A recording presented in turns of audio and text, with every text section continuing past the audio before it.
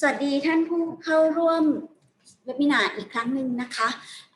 สำหรับตอนนี้นะคะเราก็จะเป็นสัมมนาเรื่องการตรวจสอบสารเคมีแบบเห็นผลทันทีด้วย BaySpec Portable Mass Spectrometer นะคะค่ะสวัสดีค่ะณลินรัตน์ นนทเกียรติศิรินะคะเป็นผู้จัดการฝ่ายขายและที่บริษัทจาภาเทคเซ็นเตอร์ค่ะรัตนันท์ พันนารุโนไทยค่ะเป็น Technical Marketing Manager ของจาภาเทคเซ็นเตอร์ค่ะยินดีต้อนรับทุกท่านเข้าสู่การสัมมนานะคะก็จะเป็นรูปแบบเว็บบินาร์นะคะสำหรับวันนี้เราจะมีเรื่องของการสัมมนานะคะรวมถึงมีการสาธิตเครื่องด้วยนะคะหัวข้อในวันนี้ก็คือการตรวจสอบสารเคมีแบบเห็นผลทันทีนะคะโดยเครื่อง BaySpec Portable Mass Spectrometer นะคะแล้วก็เราจะมีการชมการสาธิตการใช้งานเครื่องมือดังกล่าวนะคะโดยมิสเจนนิเฟอร์ไพเพอร์นะคะค่ะแล้วก็มีศาสตราจารย์ดร.ตะวันสุขน้อยนะคะเป็นผู้ให้เกียรติบรรยายสรุปในแต่ละสไลด์ค่ะ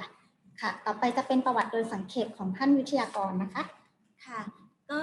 คุณเจนนิเฟอร์ไพเพอร์นะคะเป็นชาวอเมริกันนะคะซึ่งเกิดแล้วก็เติบโตขึ้นมาในแถบของแคลิฟอร์เนียเบย์นะคะที่อเมริกาคุณเจนนิเฟอร์จบการศึกษาสาขา Biological Science แล้วก็สาขาเคมีโดยเฉพาะทางด้านของนิติวิทยาศาสตร์นะคะคุณเจนนิเฟอร์เองมีประสบการณ์การทำงานในด้านของ forensic toxicologist นะคะก็คือเป็นนักพิษวิทยาด้านของนิติวิทยาศาสตร์นะคะคือก่อนที่จะมาทำงานกับทาง BaySpec นะคะในขณะนี้คุณเจนนิเฟอร์เป็นดำรงตำแหน่งเป็นทั้ง Application Chemist แล้วก็ Sales Manager สำหรับผลิตภัณฑ์ที่เป็น Mass Spectrometer ค่ะแล้วก็แนะนำนิดนึงว่า BaySpec ก็จะอยู่ในซานโฮเซนะคะสหรัฐอเมริกาเหมือนกันแล้วก็ประวัติโดยสังเขปของผู้บรรยายสรุปนะคะก็คือเป็นประวัติของท่านศาสตราจารย์ดร.ตะวันสุขน้อยนะคะปัจจุบันท่านดำรงตำแหน่งเป็นท่านเป็นอาจารย์นะคะที่ภาควิชาเคมีนะคะคณะวิทยาศาสตร์สถาบันเทคโนโลยีพระจอมเกล้าเจ้าคุณทหารลาดกระบังนะคะและท่านก็เป็นหัวหน้าหน่วยวิจัยการเร่งปฏิกิริยานะคะของคณะวิทยาศาสตร์นะคะที่ลาดกระบังเช่นกันนะคะท่านจบปริญญานะคะปริญญาโทแล้วก็ปริญญาเอกนะคะด้านเคมิสตรีนะคะจากแมนเชสเตอร์ประเทศสหรัฐอเมริกาค่ะนอกจากนี้แล้วผลงานของงานวิจัยของท่านนะคะได้รับรางวัลมากมายนะคะที่เช่น Fulbright Scholar Advanced Research and University Lecturing Award นะคะแล้วก็จะมีเรื่องของ Science and Technology Award นะคะเป็นต้นนะคะค่ะสำหรับวันนี้นะคะเนื่องจากว่ามีอุบัติเหตุนิดหน่อยทำให้ท่านอาจารย์ตะวันอาจจะต้องขอตัวไปบางขณะนะคะถ้าหากว่าอาจจะต้องขอตัวไปบางขณะซึ่งอันนั้นก็อาจจะต้องขอโทษด้วยนิดหน่อยนะคะแต่ว่าโดยทั่วไปแต่ว่าจริงๆแล้วอาจารย์ก็จะสแตนบายอยู่กับเราตลอดนะคะแล้วก็สำหรับระหว่างการสัมมนานะคะถ้าผู้เข้าร่วมสัมมนาเนี่ยค่ะมีคำถามที่สงสัยอยากจะสอบถามนะคะสามารถส่งคำถามเข้ามาได้ตลอดเลยนะคะเราจะเก็บรวบรวมคำถามไว้ค่ะก็คือส่งคำถามเข้ามาในหน้าของแชทบ็อกซ์นะคะแล้วก็หลังจากนั้นเนี่ยพอเสร็จสิ้นการสาธิตการใช้เครื่องเนี่ยเราก็จะมีการรวบรวมคำถามที่มีการส่งคำถามมานะคะก็ถามขึ้นไปที่คุณเจนนิเฟอร์ในตอนหลังนะคะค่ะก็ตอนนี้ก็น่าจะเริ่มเวลาก็เหมาะสมสำหรับที่จะเริ่มการสัมมนาโดยคุณเจนนิเฟอร์แล้วนะคะค่ะJennifer are you ready I am ready yes okay so I have introduced you already so right now we can start the presentation about the portable mass spectrometer okay please thank you so much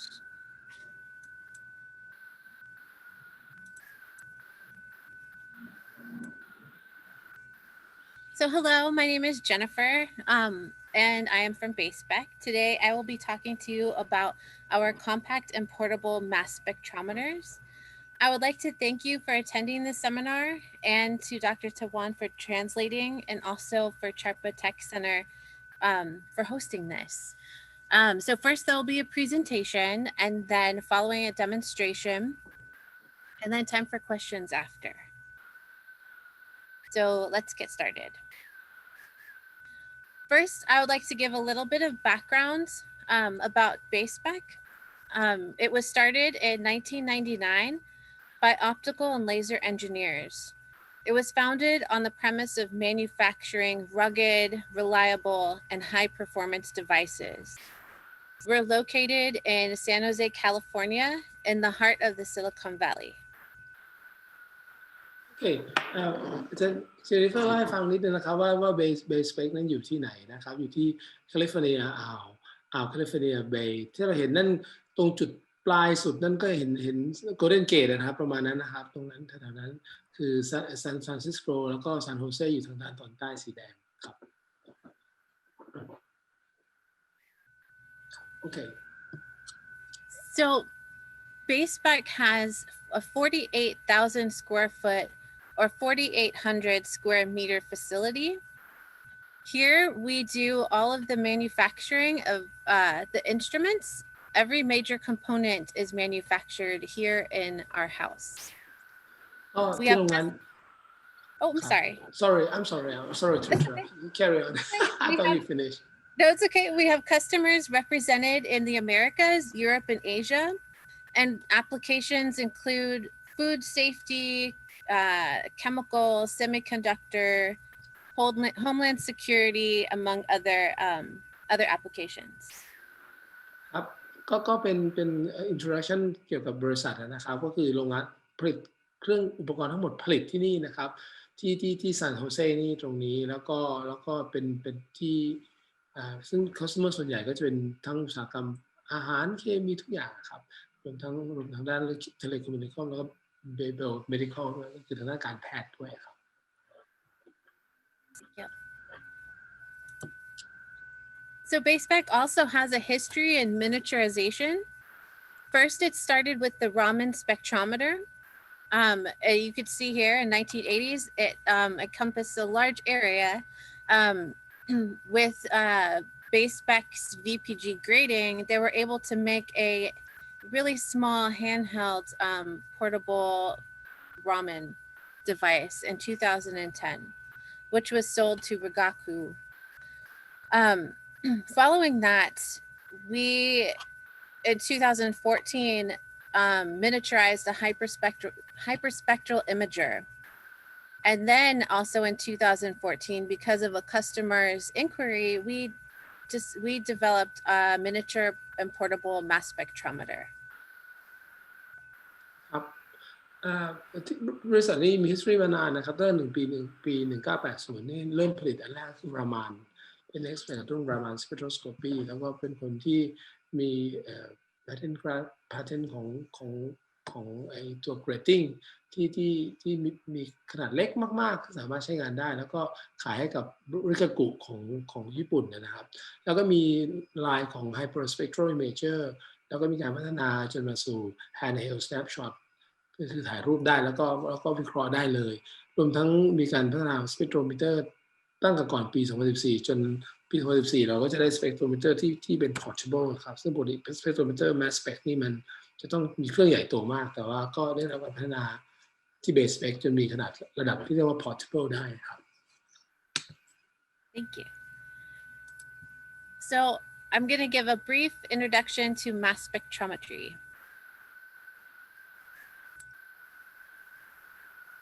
So the basic goal of mass spectrometry is to identify compounds by analyzing the molecular weights of the whole compound or its fragments. There are two components needed for measurement: an ionization source and a mass spectrometer. ครับหลักการของ mass spec นะครับคนที่ใช้ก็คงจะพอทราบอยู่บ้าง mass spec นั้นเป็น versatile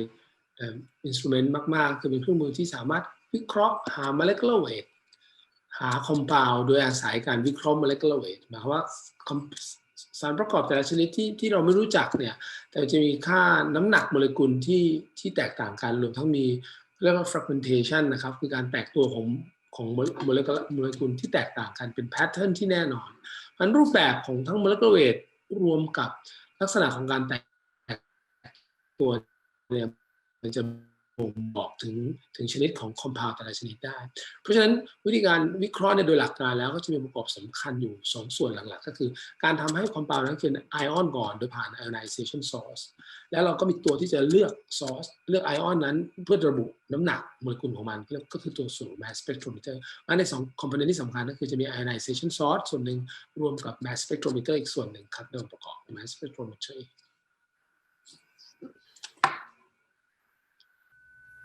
So the first component is the ionization source, which creates ions by the addition of a proton to the compound, which produces a net positive charge. The ion enters, once the ion is generated, the ion enters the mass spectrometer, which measures the molecular weight of the ionized compound or compounds by a mass to charge ratio. Inside of the mass spectrometer, there's a mass analyzer, that traps the ions and releases them in a sequence by a scan. Then a detector converts it into an electrical signal. โอเคครับในส่วนแรกที่เราเรียกว่า ionization นะครับหลักการของมันก็คือทำให้เป็น ions ก่อนมีวิธีการทำเป็น ions เยอะแยะมากมายนะครับแต่วิธีการที่เราเลือกใช้วิธีการที่แบบว่าทำให้ ion มีการแตกตัวน้อยที่สุดก็คือการใส่โปรตอนเพิ่มเข้าไปให้โปรตอนเข้าไปอยู่กับคอมเพลที่เราสนใจที่ต่างคอมเพลเราเป็น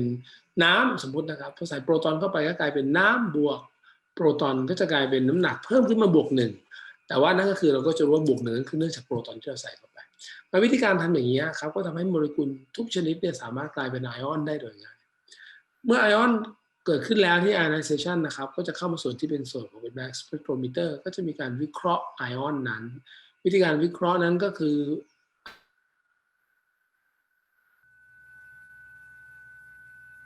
เพราะเราใส่โปรตอนเข้าไปถูกไหมครับเพราะฉะนั้นชาร์จที่เกิดขึ้นคือบวก1น้ำหนักต่อชาร์จก็จะถูก analyze ด้วยวิธีการทางเทคนิคเรียกว่า ion trap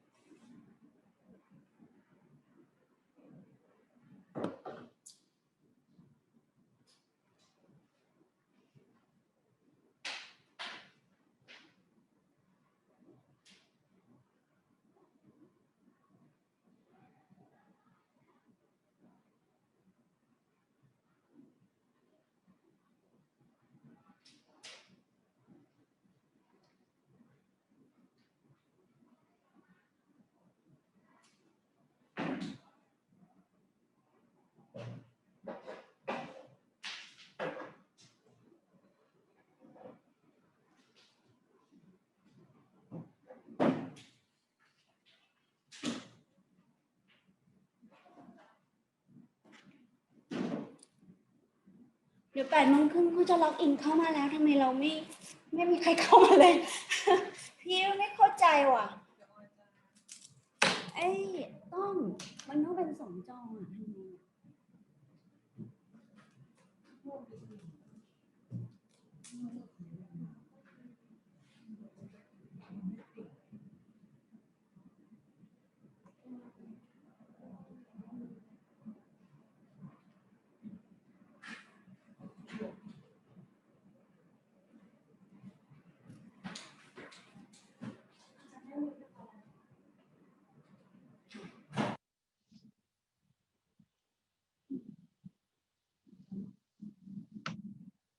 ให้เราเมื่อกี้ออกมาแล้วตัวอักษรเป็นมิลเลอร์ทั้งหมด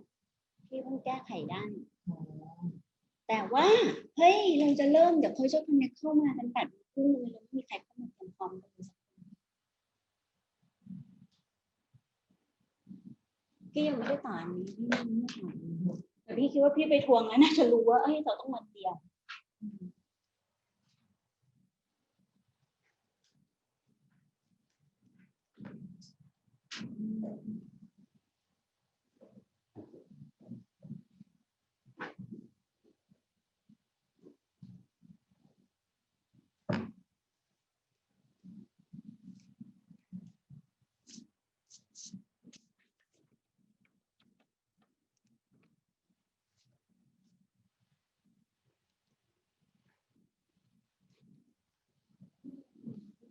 ให้เอาโทรศัพท์พี่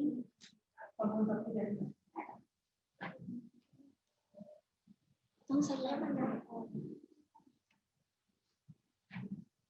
ง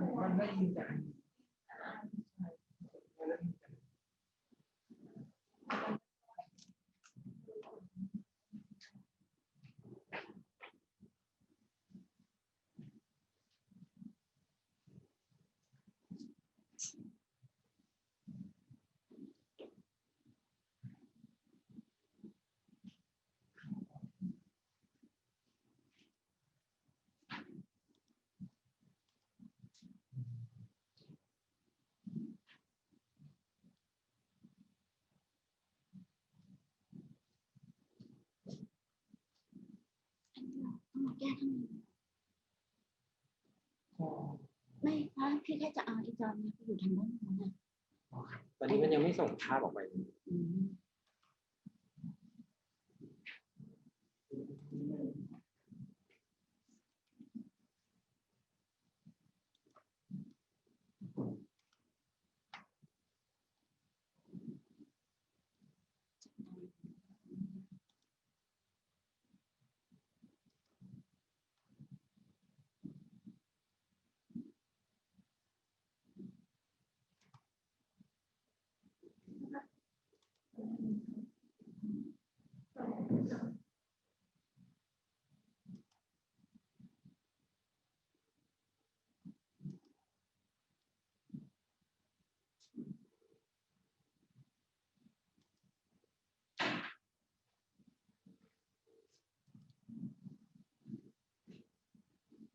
หรือว่าต้องปล่อยมันแล้ว ถ้ามันรีสตาร์ทมันจะดีเทคเจอ ตอนนี้พี่เพราะว่าเวลามันใกล้เกินมันจะหลับอินนะไม่สามารถถ้ามันให้มันทำได้แล้วให้มันไม่ทำดีกว่าเพราะว่าเดี๋ยวไม่งั้นภาพที่บอร์ดคาสมันจะยิ่งไม่ได้เพราะตอนนี้ตอนก็ต้องอย่างอ้าว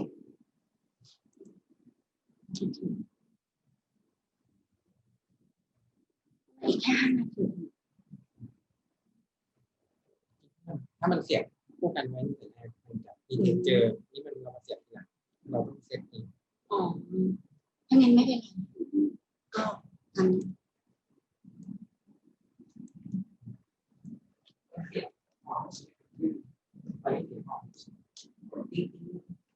กดเลย เน้นคลิกตรงเนี่ยตรงตัวเลื่อนเนี่ยเดี๋ยว โอเค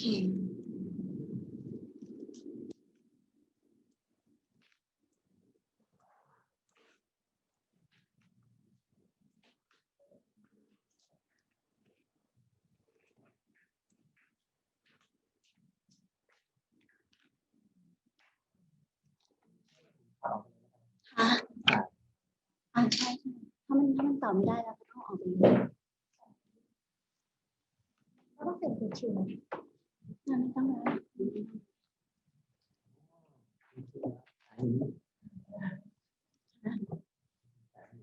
อ๋อ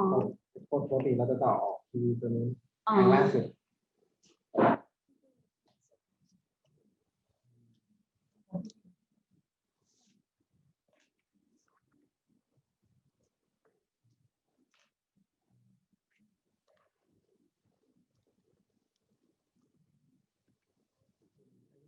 ออก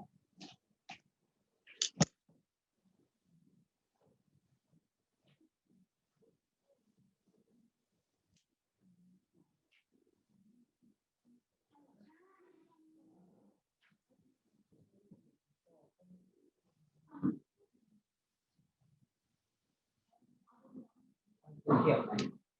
อ้อยคนเสียบแต่กับมือที่เนี่ยไม่เคยเจ็บขึ้น อันนี้มันเสียงออกมันไม่เสียงของเราเทียบไอ้นี่ไปก่อนมันจะได้มีคุณ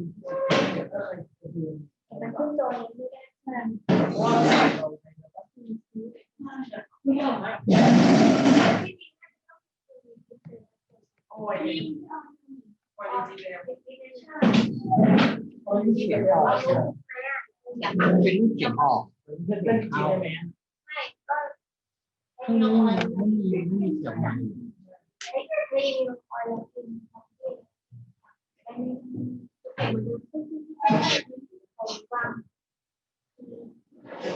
เพราะว่ายังไงก็ต้องมานั่ง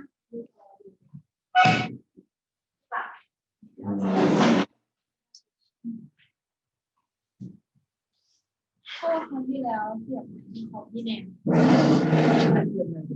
แต่ทีนี้มันมาออปเปอเรเตอร์ที่เครื่องนี้ก็เลยต้องเสียบใหม่ ตัวนี้มัน ไม่เสียบนะคะ ไม่มีแต่เสียงออก นี่แล้วก็มีจะใส่ มันจะได้ยิน แล้วเรื่องนี้ถึงจะเบา เคยลองใช้ที่ยังไม่เคยเลยนะ รอบที่แล้วก็ตอนแรกจะใช้อันนี้สุดท้ายก็ไปใช้ยูแทน อ๋ออันนี้ก็เสียงออก ลูกมันเป็นลูกสอนออก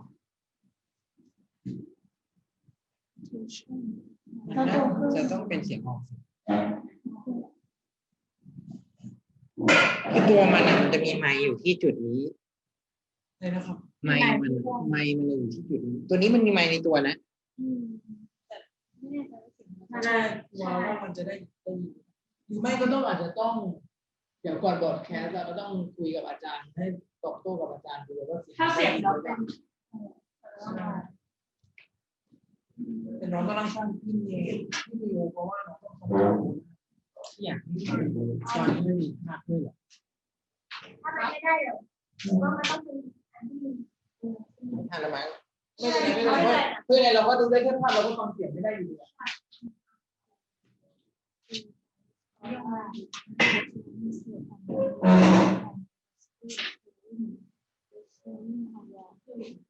มันต้องโชว์แบบนี้ในมิวโอได้เลย มีเมาส์เดียวนะวันนี้ใช่ไหม คอนโทรลอันเดียวครับเพราะเดี๋ยว ตอนนั้นเดี๋ยวพี่ยกออกให้ ได้ครับ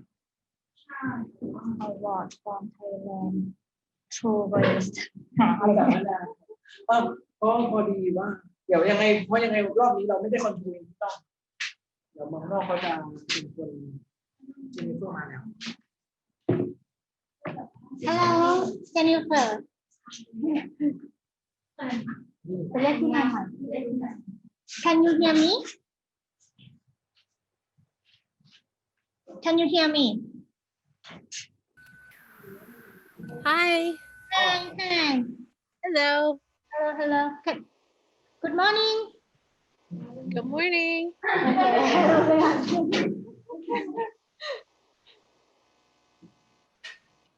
จะลงไม่ได้หรอไม่ได้ฟังสองอันฟังสองฝั่งสองจัง Hi Hi. how are you today I'm okay. How about yourself? it's good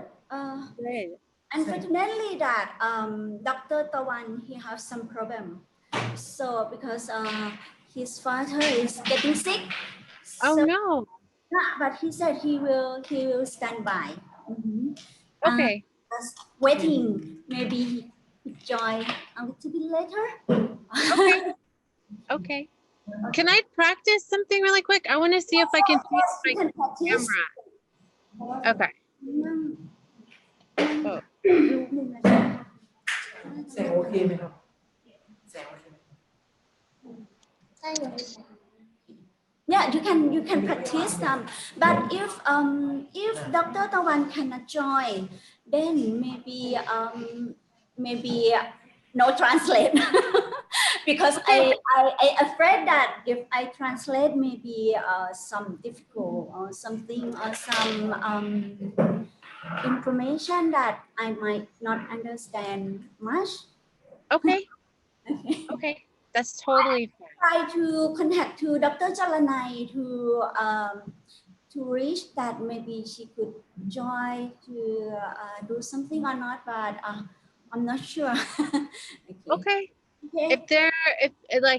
If since we might not have a translator, if there are any questions, you can just submit them to me and then I can answer. Yeah, and actually,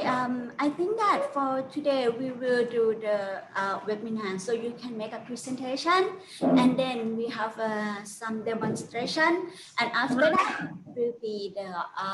question and answer. Okay. But we will not do something like somebody raise their hand to answer something or something like that. We will just collect all the question at the end of the presentation and demonstration. Okay. And then we answer them on Zoom or we answer them after. Okay, I have to call with Dr. Tawan. So you can practice. Okay. So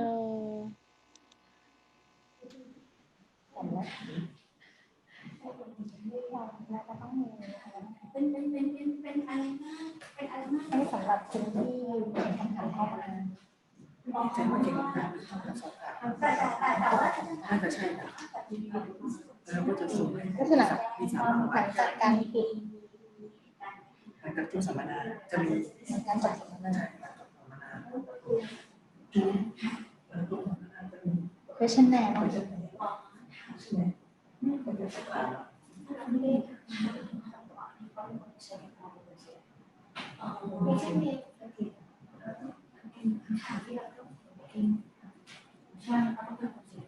อ๋อค่ะค่ะได้ค่ะตอนนี้อาจารย์เข้ามาแล้วหรือเปล่าคะแต่ว่านั้นยังไม่เห็นอาจารย์นะคะอ๋อค่ะไม่เป็นไรค่ะเพราะว่าเมื่อกี้นั่นบอกทางช่างจะไม่ได้กับอาจารย์ไม่ใส่เข้าไปเนี่ย น่าจะมี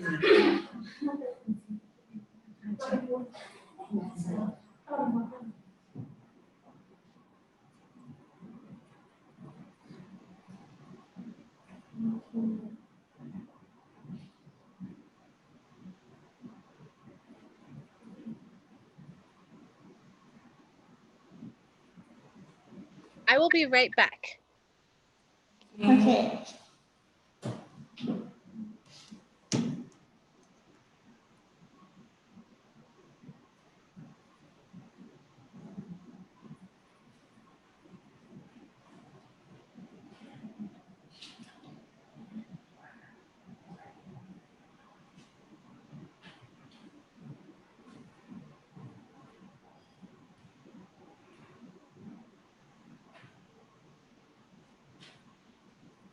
โ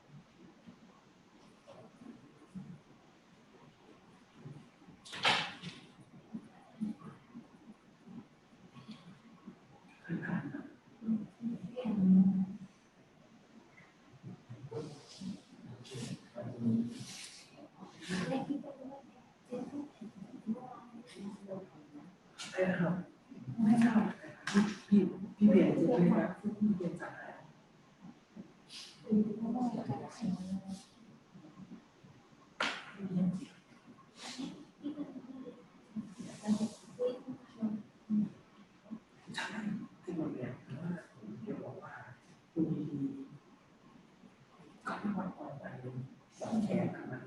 เปิดแล้ว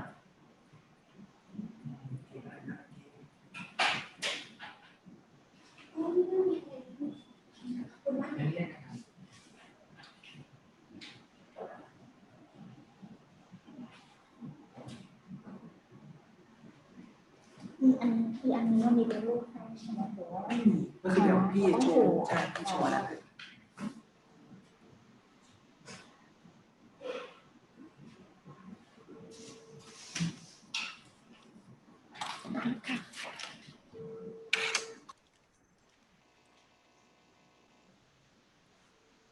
I'm back. Sorry. Hi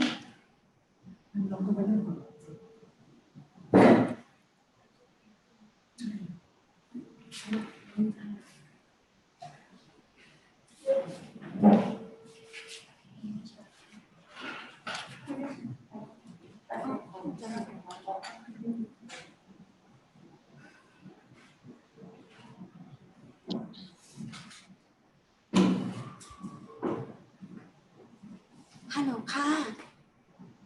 ฮัลโหลฮัลโหลฮัลโหลฮัลโหลค่ะอาจารย์ได้ยินไหมคะฮัลโหลฮัลโหลอาจารย์ได้ยินไหมคะฮัลโหลค่ะฮัลโหล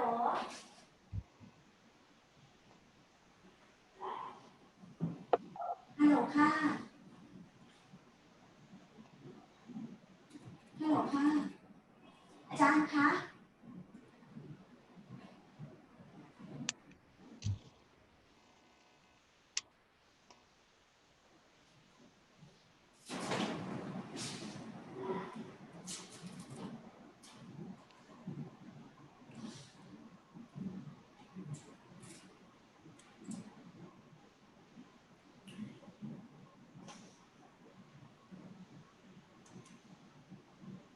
Hi.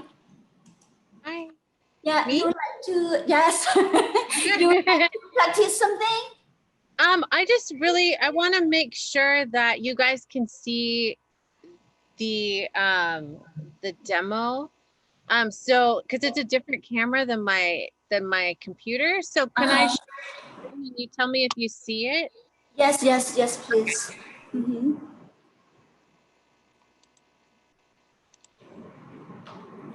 Okay, so do you see the instrument and then there's a monitor behind it? Yeah. Okay. Yes, we could see. There's my hands. Uh-huh. Okay. And then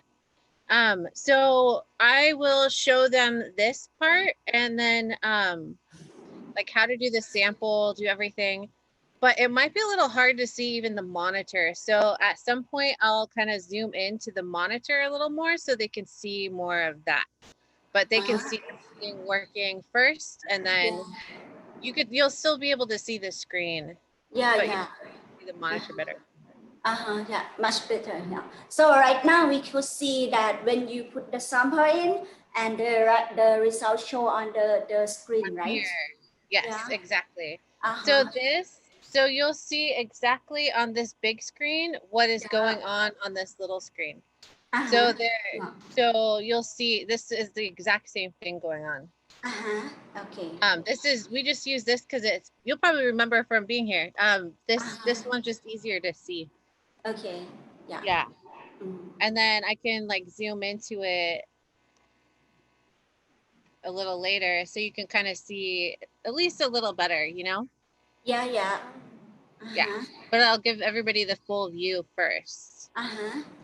And then zoom in. Okay. And I'll only zoom in when things become kind of redundant. So they'll see everything going on and then like there won't be anything like you wouldn't be able to see first. I just like after the initial demo, then I'll kind of zoom into the big screen so they could see a little better. Okay, and then I'm going to stop share this. And then I'm going to share the slideshow. So you can see this, right? Yeah. Okay, and then can you see the mouse as well moving? Yes, Yeah. yes. Yes. Okay. Okay, I think I'm good then. All right. Okay. Thank you. Okay, just waiting. I Okay. tried to call Dr. Chalanay. Maybe Okay. she could help, but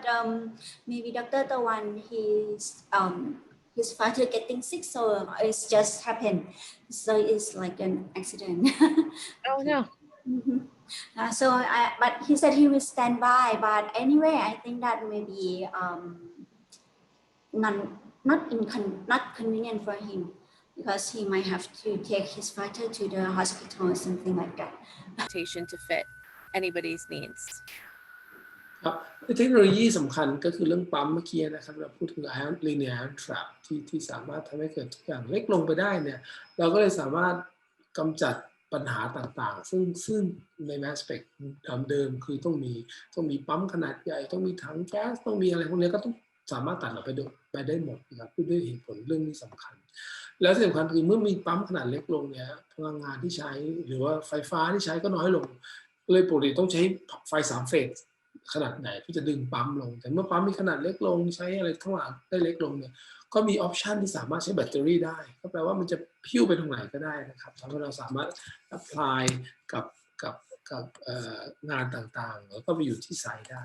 และที่สำคัญคือ BaySpec เนี่ยเขาผลิตเองที่ headquarter เองโรงงานผลิตกับโรงงานที่เขาขายเนี่ยมาอยู่ที่เดียวกันก็แปลว่าถ้าเราต้องการอะไรที่อาจจะเป็นเฉพาะเจาะจงเช่น mass range ต้องเปลี่ยนหรืออะไรอย่างเงี้ยนะครับเราก็สามารถคุยกันแล้วก็สามารถบอกว่าเราความต้องการของเราจริงๆแล้วคืออะไรบ้างอะไรควรจะเพิ่มเพื่อให้มันเหมาะสมกับการใช้งานก็สามารถจบที่เดียวจบเลยที่ BaySpec ไม่ต้องไปใช้พาร์ทส่วนอื่นๆมาไม่ต้องมาติดต่อพาร์ทอื่นๆมาเกี่ยวข้องกันนะครับ So I'm going to talk about just a few ionization methods. So portability and continuity are designed to be able to be used with virtually any ambient ionization sources. They're designed to be easily disconnected and connected and up and running within about a minute or less than a minute. The software to control both the ionization source and the instrument are designed by BaySpec. We can build any ionization source. We can build an ionization source, or we can create an adapter to fit existing ionization sources, and also adapters for separation methods such as GC and LC. Some examples of ambient ionization sources, which we'll talk about, are ESI, TDESI,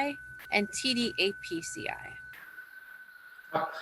ก็นี่คือลักษณะของเทคโนโลยี BaySpec กันนะครับที่เขาสามารถทำให้ ionization ของเขาเนี่ยถอดเข้าออกได้เลยแล้วก็สามารถ running ภายในเวลาน้อยกว่ามินิก็สามารถทำได้ทำให้มันสามารถไปต่อกับ ionization mass spectrum เครื่องไหนก็ได้นะครับแล้วก็ method ที่เขาใช้เนี่ยก็คือเป็น ambient ionization หมายความว่าสามารถ ionization โดยไม่ต้องเป็นhigh vacuum มากหรือเป็น inert มากก็จะมีเทคนิค3เทคนิคที่เขาสามารถพัฒนาได้คือ ESI TDESI แล้วก็ TDAPCI นะครับ So the first is ESI, which stands for electrospray ionization, and it can be used for a broad range of applications from food to drug to biomedical analysis. It's a soft ionization technique, so the compound remains largely intact and it doesn't get fragmented. The ions are produced by using, a slightly acidic spray with high voltage applied. The sample in this case is added to the liquid and then sprayed continuously into the MS inlet. So here you can see the ESI spray with the sample getting ionized and going into the MS inlet. อันนี้คือ detector ตัวแรกที่เราเรียกว่า ESI นะครับจริงๆแล้วชื่อมันคือ electrospray ionization ก็คือการ ionization โดยใช้ไฟฟ้าและการสเปรย์ไอออนของสารประกอบที่เป็น acidic ก็คือโปรตอนที่เราพูดกันเมื่อสักครู่นี้เองนะครับ นะครับเข้าไปกับ sample เพราะฉะนั้นมันมี voltage เกิดขึ้นแล้วก็ที่เกิดความต่างศักย์เกิดขึ้นเนี่ยเมื่อสเปรย์ไอออนไปเนี่ยไอออนตัวนี้ก็จะไปติดอยู่ที่ droplet ของสารตัวอย่างที่เราสนใจแล้วเมื่ออยู่ในแวคคัมใน droplet ก็จะระเหยออกไปเรื่อยๆจนกลายเป็น particles ขนาดเล็กจนไปถึงโมเลกุลนะครับไอออนนั้นก็จะไปติดอยู่ที่คอมเพลด์ด้วยแล้วก็วิ่งเข้าไปที่ inlet นะอันนี้คือหลักการของ electro spray ionization นะครับ So TDESI, which is thermal desorption electrospray ionization. It's also a great option. This is even better because it's a quick sample introduction, and you could use it again from food to drug to biomedical analysis. So this is very similar to ESI, which we just heard about. It's a soft ionization technique. You still use the slightly acidic spray to ionize the sample, except this time the sample goes through a heat source. So you're going to directly inject, instead of spraying it through with the ESI spray, you're going to be putting the sample into a heat source where it gets thermally desorbed and then enters into the stream of the ESI spray and then goes through the MS inlet. ครับอันนี้คือ TDESI นะครับชื่อคือ thermal desorption ตัวนี้ก็ลักษณะเดียวกับ ESI เดิมก็คือมี electro spray เพื่อ acidic spray เข้าไปเหมือนกันแต่ว่าเวลาเอา sample เข้าไปนะครับแทนที่จะสเปรย์ไปพร้อมกับตัว ESI spray เราอาศัยหลักการของ thermal desorption หมายความว่าให้ความร้อนกับสารตัวอย่างจนสารตัวอย่างที่เราสนใจเนี่ยระเหยออกมาเป็นไอพอเข้ามาเป็นไอปุ๊บมันก็ไปเจอกับสตรีมของ electro spray นะครับคราวนี้เราก็จะได้สารที่ระเหยมาเป็นไอเรียบร้อยแล้วก็กลายเข้าไปอยู่ในส่วนของ droplet หรือสเปรย์ที่ลอยมาจาก ESI เพราะฉะนั้นตัวนี้ก็สามารถจะเลือกสารที่เกิดการระเหยออกมาก่อนแล้วก็วิเคราะห์ได้ส่วนใครที่ไม่ระเหยมาก็ไม่สามารถวิเคราะห์ได้นะครับในกรณีนี้เราก็ใช้กับสารที่สามารถระเหยได้ด้วย thermal desorption ซึ่งส่วนใหญ่แล้วก็จะออกเป็นไอทำให้การวิเคราะห์สะอาดขึ้นนะครับแล้วก็ไม่มีการทำในนั้นลงเน้นย้ำอีกอย่างเมื่อกี้ผมลืมพูดไปนี่คือว่า ESI เนี่ยเป็น ionization แบบที่เรียกว่า soft ionization นั่นหมายความว่าทำให้เกิด ions โดยมีการแตกหักเสียหายของโมเลกุลเนี่ยน้อยมากเช่นโมเลกุลเราหนัก300เวลาไปเป็นไอออนก็เป็นหนัก301แล้วการจะแตกหักให้แตกจาก300เป็นเล็กลงจากเนื่องจากเกิดการใช้พลังงานให้แตกลงมันก็จะน้อยลงว่าเราก็จะได้โมเลกุลเวทได้แน่นอนว่าเท่าไหร่นะครับครับ So the last one we'll talk about is TDAPCI, which is thermal desorption, atmospheric pressure, chemical ionization. So it's very similar to what we just saw, except, so it does have used a soft ionization technique. So the compound remains largely intact. It's similar to what we just saw because you directly inject the sample into the thermal desorption heat source where the sample gets thermally desorbed. But instead of ESI spray, you have a corona discharge electrode. And what that does is just apply a really high voltage. So instead of using the slightly acidic spray, you're using a really high voltage to help ionize the sample. So the sample will meet down here, meet the voltage, and the charged analyte will go into the MS inlet. อันนี้ก็คือหลักการ ionization อีกอันที่เรียกว่า TDAPCI นะครับย่อมาจาก thermal desorption atmospheric pressure chemical ionization นึกภาพเมื่อกี้นี่ ESI TDESI นะครับคือเราเอา sample เข้าไปเกิดการ desorb เป็นไอขึ้นมาแล้วคราวนี้ว่าเป็นไอของ sample ขึ้นมาแล้วเนี่ยแทนที่จะเอา electro spray คือพ่น acidic solution ให้กลายเป็น acidic เนี่ยเราไม่ใช้ละเปลี่ยนตัวนั้นเป็น corona discharge corona discharge ถามว่านึกถึงอะไรนึกถึงพระอาทิตย์แล้วกันครับพระอาทิตย์มันก็คือจะมี charge ของ stream beam เกิดการระเบิดของฟิวชั่นของพระอาทิตย์เนาะก็จะมีฮีเลียมโปรตอนหลุดมาเต็มไปเลยทั้งโคโรนาดิสชาร์จเนี่ยพูดง่ายคือยิงโปรตอนออกมาเป็นบีมเลยแล้วโปรตอนที่เป็นบีมนั้นก็จะมาเจอกับแซมเปิลที่เป็นไอเรียบร้อยแล้วเพราะฉะนั้นโปรตอนก็จะไปโปรโตเนตไอแซมเปิลที่เป็นไอทันทีด้วยหลักการของโคโรนาดิสชาร์จอิเล็กโทรดซึ่งเกิดจากความต่างศักย์ที่แตกต่างกันจนโปรตอนวิ่งเข้าไปอีกข้างหนึ่งแล้วก็มาชนกับไอของสารเราโปรตอนก็จะไปติดกับสารเราก็จะกลายเป็นประจุวิ่งเข้าไปสู่ BaySpec inlet. So how do we introduce the samples? For the thermal desorption, which are most commonly used for food analysis for our customers, a sample probe is used, and this is a depiction of a sample probe. You can use it on liquids, you can use it on surfaces, with residues, and with powders and grains as well. ครับอันนี้วิธีการใส่นำแซมเปิลเข้าไปสู่สารก็คืออะไรใช้หลักการ thermal desorption นั่นนะครับแสดงว่าจะเป็นอะไรก็ได้นะครับ liquid ก็ได้เป็นผิวส้มเป็นของแข็งเป็นของที่เหลืออยู่เป็น powder เป็นอะไรก็ตามวิธีการก็คือเมื่อให้ความร้อนไปแล้วนะครับสารที่เป็นองค์ประกอบอยู่ข้างในเนี่ยก็จะเกิดการ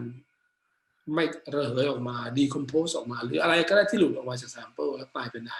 แล้วก็วิ่งเข้าไปใน ionization chamber ที่เล่าให้ฟังเมื่อสักครู่ So here is a picture of portability with the ionization source. And this is just an ionization source with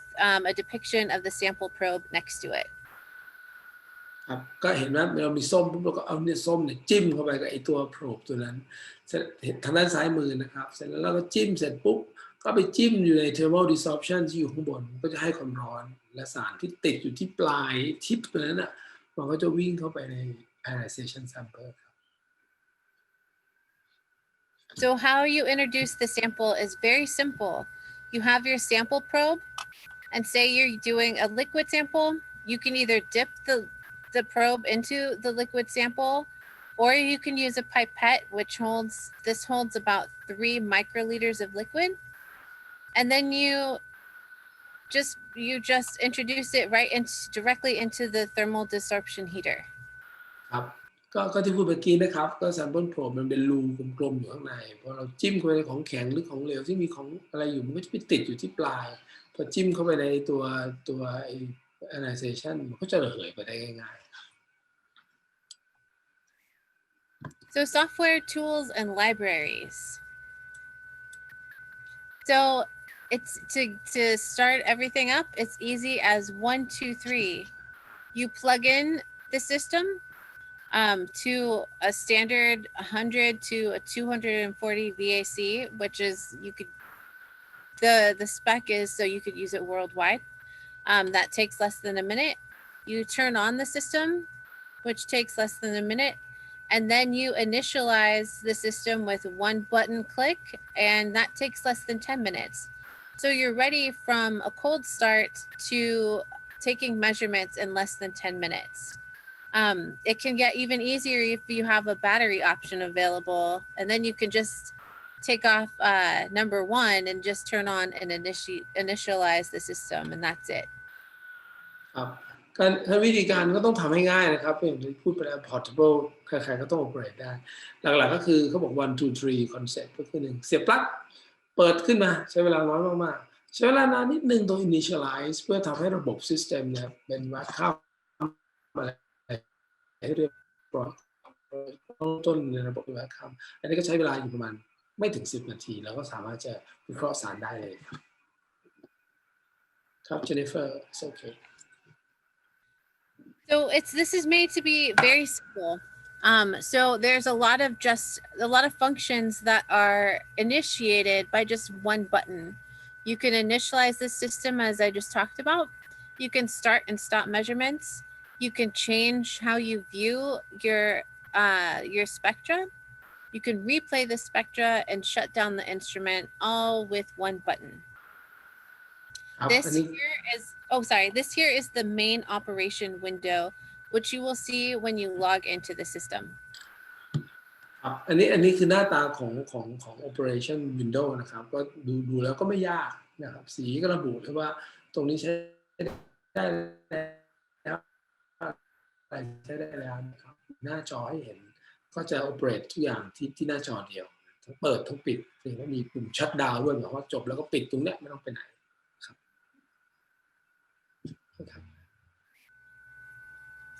There are three main types of spectrum viewers. So 3 types of how you can look at the spectrum. This slide represents 2. You have a profile and central spectrum viewer.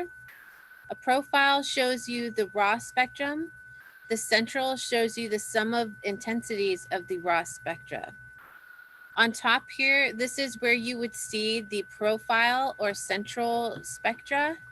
And down here, this is a histogram where you can track a specific mass to charge value that you want to look for.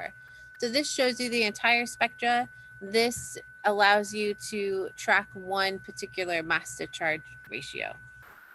ครับอันนี้คือหน้าตาของสเปกตรัมที่เราจะอยากจะดูนะครับอันบนนะครับสีเขียวก็คือเป็นเรียกว่าสเปกตรัมวิวเวอร์อันนี้คือสิ่งที่เป็นแมสสเปกตรัมที่เราปรากฏในทุกๆอย่างเนื่องจากคอมเปาน์ของเรานะครับเป็นของผสมหมายความว่าเราเอาอะไรไม่รู้ใส่เข้าไปแล้วมันก็จะมีสารประกอบที่เป็นคอมเปาน์อยู่เยอะมากมายเลยนะฮะก็จะขึ้นมาตามเนี้ยที่เป็นเส้นๆตามโมเลกุลาร์เวทของมันที่ปรากฏขึ้นอันนี้ก็คือจะบอกทั้งหมดเลยว่าเอ๊ะเรามีสารประกอบอะไรกันอยู่บ้างที่น้ำหนักโมเลกุลาร์เวทแตกต่างกันนะครับส่วนข้างล่างเนี่ยครับเราสามารถเนื่องจากกระบวนการที่เกิดขึ้นเป็นกระบวนการที่ต่อเนื่องหมายความว่าเมื่อ inject sample เข้าไปข้างแรกเนี่ยมีสารระเหยเข้าไปก็จะมี mass เกิดขึ้นตลอดเวลานะครับถ้าเราอยากรู้ว่าแม้ที่เราสนใจนั้นที่ต่างที่ประมาณที่เขามาร์กสีแดงไว้นะครับประมาณ200เท่าไหร่เอ่ย280สมมุติเนาะประมาณ280นั้นเกิดขึ้นอย่างไรเมื่อเวลาผ่านไปเนี่ยเราก็สามารถจะดูที่เรียกว่า track ms ก็คือเลือก mass นั้นจะเห็นว่าเขาจะ track mass ที่279โอเคพอดีนะครับพอ track ที่279เขาอยากรู้ว่าไอ้279เนี่ยมันวิ่งออกมาจาก mass detector อย่างไรก็คือจะเป็น time scale จะเห็นได้ว่าตอนนี้คือ time scale เมื่อเริ่มต้นวิเคราะห์จนถึงปัจจุบันก็จะเห็นว่าไอ้สารเนี่ยมันวิ่งออกมาแล้วก็หายไปบ้างก็ขึ้นมาออกมาไปเรื่อยๆอย่างเงี้ยในระบบแสดงว่ามี mass พวกนี้เกิดขึ้นตลอดเวลาจาก mass spec ตั้งแต่วิเคราะห์อยู่ในช่วงตั้งแต่0ถึงประมาณ300วินาทีนะครับก็จะมี mass นี้หลุดออกมาเรื่อยๆประมาณนี้ครับ So the third way you can view is called the Survey Target Analyte Viewer. So this shows a bar plot for every library entry that is in the selected library. So this way you can make the library as big as you want. This shows you the names down here of the entries. And each entry has a bar plot. You can define, there's a threshold that can be defined so that when a compound is identified, it changes the bar from green to red. ครับอันนี้คือหน้าตาของการวิเคราะห์ที่เราต้องการสมมุติถ้าเรารู้ว่าเราอยากวิเคราะห์สารอะไรเนี่ยความจำเป็นต้องมีก็คือว่าน้ำหนักโมเลกุลเหล่านี้และ mass spectrum เหล่านี้เราต้องมี library นะครับ library คือเป็นเขาเรียกว่าเหมือนจะเป็น database นะครับข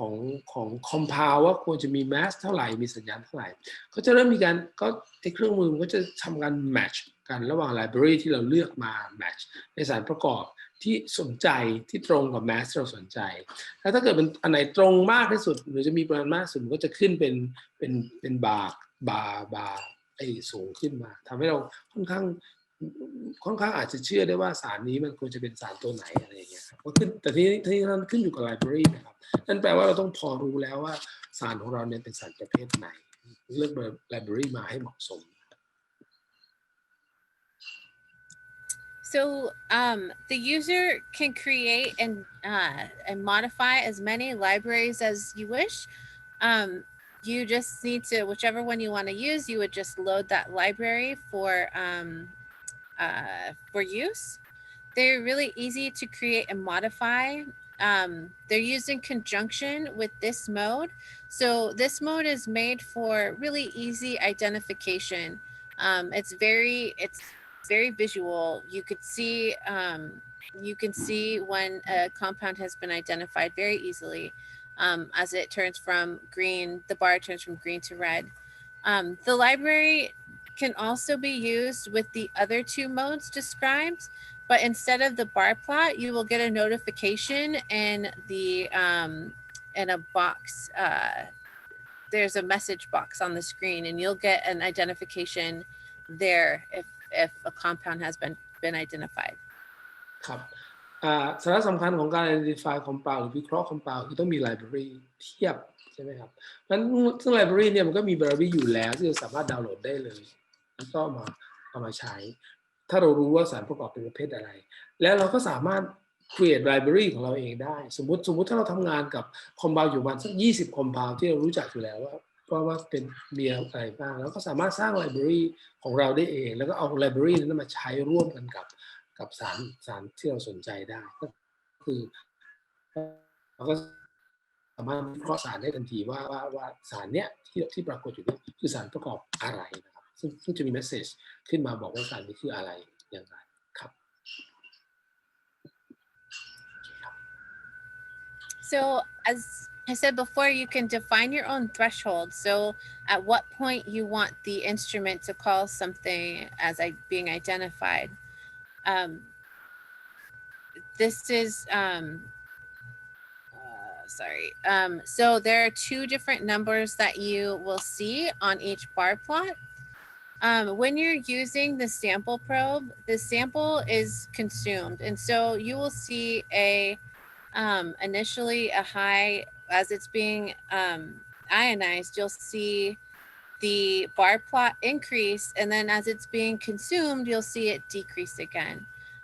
If you're wanting to do quantitative analysis, you definitely want to know at what point that ionization was the highest point. So you have two different numbers. You have the historical high number, which is this top number that you see. So that is the highest intensity at which it was ionized. And then you have the current intensity. So the number down here closest to the top of the bar plot is the number of what it actually is at that moment in time. So if you wanted to do quantitative analysis, you could have, you would use TDESI, and you would have your internal standard or a standard running in the ESI solution. And so you would have a constant peak of that of the internal standard that you can compare the numbers to. Okay. เมื่อกี้สักครู่นี้เราพูดถึง library เพื่อจะวิเคราะห์เขาเรียกว่า quantitative หมายความว่าไม่ทราบว่าคืออะไรแล้วเราก็ไปวิเคราะห์ไปเทียบกับ library ใช่ไหมครับคราวนี้มันก็มีประเด็นอีกเรื่องใน quantitative หมายความว่าถ้าเรารู้แล้วว่าสารนี้คือสารอะไรแต่เราอยากรู้ว่ามีเท่าไหร่คราวนี้ว่ามีเท่าไหร่เนี่ยมันจะต้องมีการdefine threshold ก็หมายความว่าทำเหมือน standard นะครับว่าจริงๆแล้วเนี่ยintensity ที่เกิดขึ้นเนี่ยมันเกิดจากสารปริมาณเท่าไหร่อันนี้ในกรณีที่ทราบแล้วนะครับว่าสารนั้นคืออะไรมันก็จะมีตัวเลขที่แสดงให้เห็นอยู่2ตัวเลขนะครับก็ตัวเลขด้านบนนะครับประมาณ1,200,000 กว่านั้นคือ maximum ionization capability กับตัวเลขข้างล่างก็คือปริมาณ107อะไรเนี่ยครับก็คือปริมาณ intensity ที่เกิดขึ้นในระหว่างนั้นเพราะฉะนั้นเวลาวิเคราะห์แต่ละครั้งเนี่ยมันก็จะมีให้ค่านี้มาถ้าเกิดเราจะวิเคราะห์เพื่อหาปริมาณเนี่ยเราต้องเช็คให้แน่ใจว่า threshold ของเราเนี่ยอะไรอยู่บนเส้นเหล่านี้เพราะว่าไม่งั้นนึกภาพออกไหมครับก็คือ intensity มันจะขึ้นลงตลอดเวลาเราต้องเลือกให้เหมาะสมว่า intensity ไหนจะบอกระบุปริมาณวิเคราะห์ซึ่งเราต้องทำ standard ก่อนสมมุติเรารู้เนี่ยสารเนี่ยคือ dBp แล้วเนี่ยตัวเนี้ยสมมุติเนี่ยนะตัวเนี้ยเราก็ต้องทำ standard ทำเหมือน calibration curve อะครับแล้วก็ดูว่าเวลาเอาวิเคราะห์ด้วยเครื่องตัวนี้ไอตัวเลข2ตัวเนี้ยมันวิ่งอยู่ในตัวไหนในช่วงใดใน concentration ต่างกันแล้วจึงเอาตัวนี้มาเซต threshold เพื่อจะหาปริมาณวิเคราะห์ของสารตัวอย่างที่ไม่ทราบปริมาณแต่ต้องรู้แล้วนะครับว่าคือสารอะไรแล้วอยากรู้ว่าปริมาณเท่าไหร่ค่อยมาทำมาดูเรื่องตัวนี้อีกทีนึงครับเพื่อจะหาปริมาณวิเคราะห์ So how will you build a library? It's really easy. There's an area specifically for building and modifying your libraries. This in the center here, it shows you all of the library entries. This on the right-hand side is where you enter in your chemical information. So this is an area where you enter in the molecular weight, and you can enter in, so you can enter in the mass to charge ratios for which you are looking for. So you can do a +1 charge, +2, all the way up to +4. You'll mostly always see the +1 charge, but there's an option that you can do up to 4 for the portability. For the continuity that comes with both MS, it comes with MS built in. You can also enter in MS peaks as well. And then these are just the function buttons that you would use to create, modify, or delete a substance or a library. ครับอันนี้คือวิธีการสร้าง library นะครับซึ่งก็ไม่ยาก information ที่ต้องการสำคัญก็คือต้องการว่าชื่อสารนี้คืออะไรนะครับใส่ลงไปสำคัญมากต่อมาคือ molecular weight เท่าไหร่แล้วก็ในกรณีที่ใช้โปรตอนเมื่อกี้นี้ก็ต้องเป็น 1 plus ใช่ไหมครับจะเท่าไหร่มันจะ matching แต่สิ่งที่เราใส่นี่คือใส่ molecular weight ของสารนั้นจริงๆแต่ถ้าเกิดเรามีข้อมูลอื่นเช่น formula cache number list number เราก็สามารถใส่ได้ใน comment อะไรก็ใส่ลงไปได้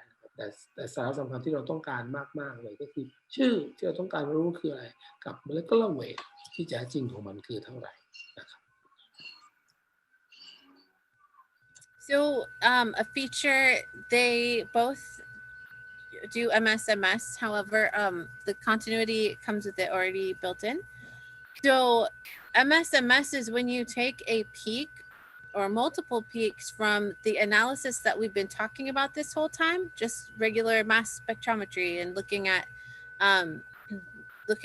your sample up here.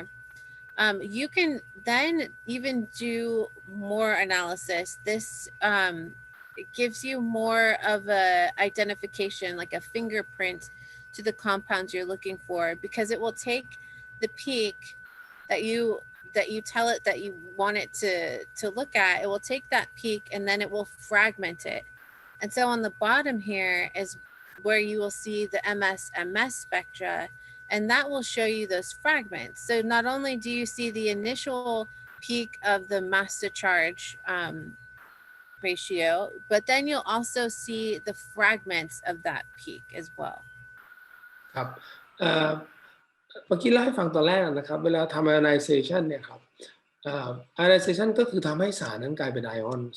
แต่ในขณะเดียวกันสารนั้นก็สามารถแตกเป็น fragment ตัวเล็กๆออกมาได้ด้วยยกตัวอย่างเช่นสมมุติผมมีโทลูอีนนะครับเอาเล่าให้ฟังง่ายๆโทลูอีนมันก็เลยอยู่ประมาณ111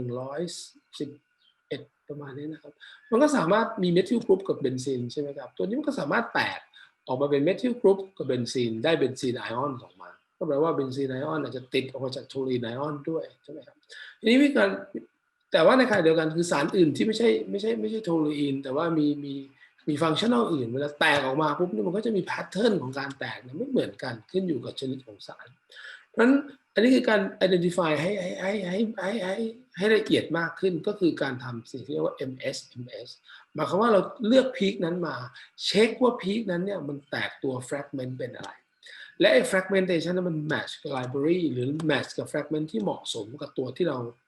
สนใจหรือเปล่าถ้ามันใช่ก็แปลว่าสารนั้นเป็นสารนั้นแน่ๆอันนี้คือหน้าจอของกระบวนการทำ MS นะครับก็คือมี fragment มี mass spec 2 ตัวต่อกันก่อนที่จะไปถึงion detector แล้วก็วิเคราะห์ว่าไอ้พีคที่เราสนใจตัวนี้ตกลงมันคือสารอะไรกันแน่ถ้าเราไม่มั่นใจนะครับในกรณีที่โมเลกุลมันเท่ากันแล้วเราไม่แน่ใจว่าสารนั้นคือสารอะไรก็สามารถเช็ค fragmentation ได้So the MS feature is really easy to use.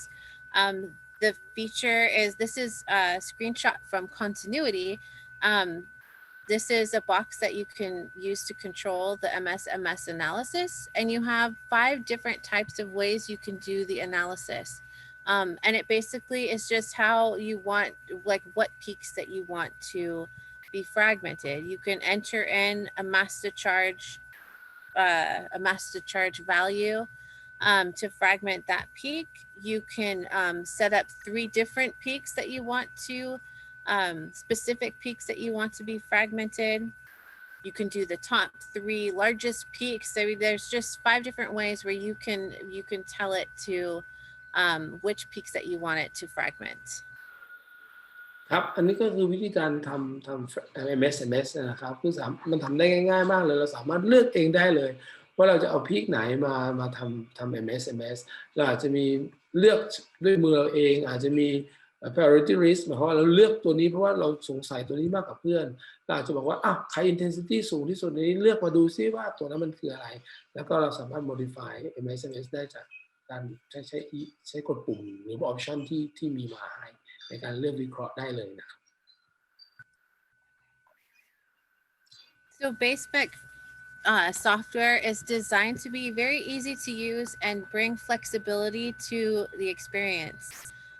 So there's many one-button functions. You can view the spectra and the analysis and results in different ways. You can create your own many libraries, and then you can there's multiple types of MS analysis that you can use to further identify your compounds. ครับแล้วก็เลยอันนี้ข้อสรุปนะครับก็คือสามารถข้อสรุปว่าเครื่องเราดีอย่างไรนะครับอันแรกก็คือสามารถใช้ปุ่มเดียววิเคราะห์ได้มี multi spectrum viewer แล้วก็มี library ที่เราสามารถ create ได้เองแล้วก็มีรายละเอียดในการวิเคราะห์ในระดับถึงขนาดทำ MS analysis ได้ซึ่งจะมีวิเคราะห์รายละเอียดในกรณีที่โมเลกุลมันใกล้เคียงกันหรือเท่ากันหรือว่าไม่แน่ใจในคอมเปาว่ามันใช่ตัวนั้นจริงหรือเปล่านะครับก็จะมีออปชันให้ทำได้หมดเลยครับ So what kind of applications can you use them for? These are food and food safety specific applications, but again you can use them for many different ones like peptides and proteins, drugs, the environmental studies, food safety, consumer product safety, just many different types of applications you can use these for. ครับอันนี้คือ application list นะครับเพราะว่าที่เราสามารถเอาไปใช้ได้ในกรณีที่เราอยากสนใจเอาเครื่องไปวิเคราะห์นะครับไม่ว่าจะเป็นทางด้านการแพทย์ทางด้านการวิเคราะห์เปปไทด์และโปรตีนเรื่องยาเรื่อง pharmaceutical การศึกษาด้านสิ่งแวดล้อมสารตกค้างความในอาหารในสิ่งแวดล้อมเรื่อง safety นะครับเรื่องการสารพิษอะไรต่างๆที่มีตกค้าง trace element ต่างๆในอุตสาหกรรมทางทหารทางตำรวจทางด้านความมั่นคงแล้วก็รวมทั้งงาน research อื่นๆด้วยนะครับซึ่งความก็อย่างรวดเร็วครับท่านได้บอก So one type of analysis is melamine. It's used as an apparent protein since it has many nitrogen like protein does. It's been used to dilute or cut milk products, including baby formula and even pet food, and it's been a really big problem. There were many people that got sick from many children that got sick from melamine being put into formula to dilute the product down. Also, there was a huge instance where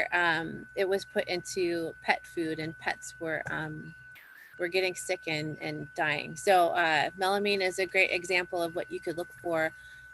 using the continuity or the portability.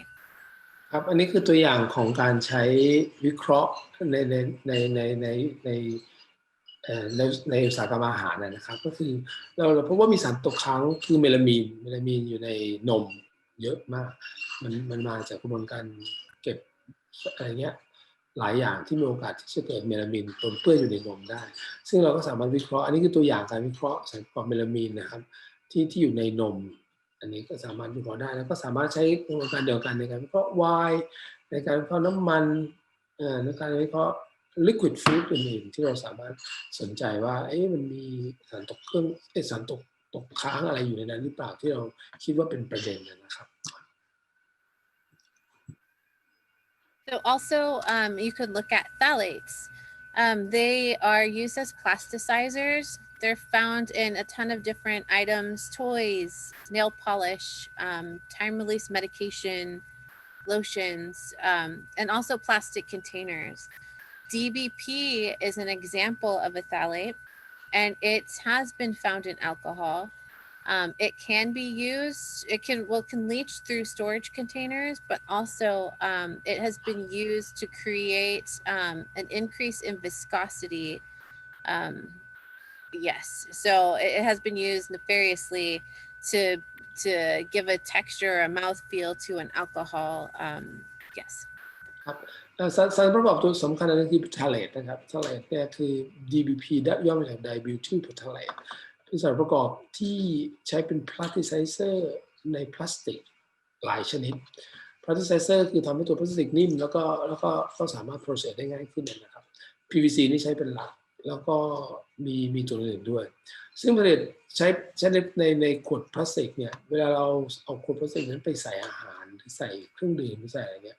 มันมีโอกาสที่dibutyl phthalate ตัวนี้มันปนเปื้อนลงมากับลิควิดเหล่านั้นซึ่งปริมาณน้อยมากๆที่จะเห็นอยู่ในระดับเป็น PBB หรือ PBT เลยเพราะฉะนั้นเราวิเคราะห์ยากมากด้วยกระบวนการอื่นแต่ด้วย mass spec นะครับเราสามารถวิเคราะห์สารเหล่านี้ได้โดยง่ายก็จะเห็นว่าจากเครื่องก็จะเห็นว่ามีพีคตัวนี้เด่นชัดมากเลยแล้วเราสามารถเช็คได้กับของพวกนี้ไม่ว่าในพวกของเล่นที่เด็กกลัวเด็กจะเอาไปอมอะไรเงี้ยนะครับเราก็เช็คได้ว่ามีโอกาสที่จะปนเปื้อนออกมานะครับครีมโลชั่นต่างๆก็เป็นสาระสำคัญที่จะต้องตรวจสอบดูซึ่งเครื่องนี้ก็สามารถวิเคราะห์สารประกอบประเภทนี้ได้นะครับ You can also use the instruments to look for antibiotics. So a big concern with antibiotics is that if we use it too much, if there's too much around, then it will create antibiotic resistant bacteria. So it's important to not only test the livestock commodities like milk and meat, but also environmental like fertilizers and water runoff. ครับอันนึงที่สำคัญมากคือ antibiotics ก็คือยาปฏิชีวนะที่ใช้ในปศุสัตว์ซึ่งมันมีโอกาสปนเปื้อนอยู่กับ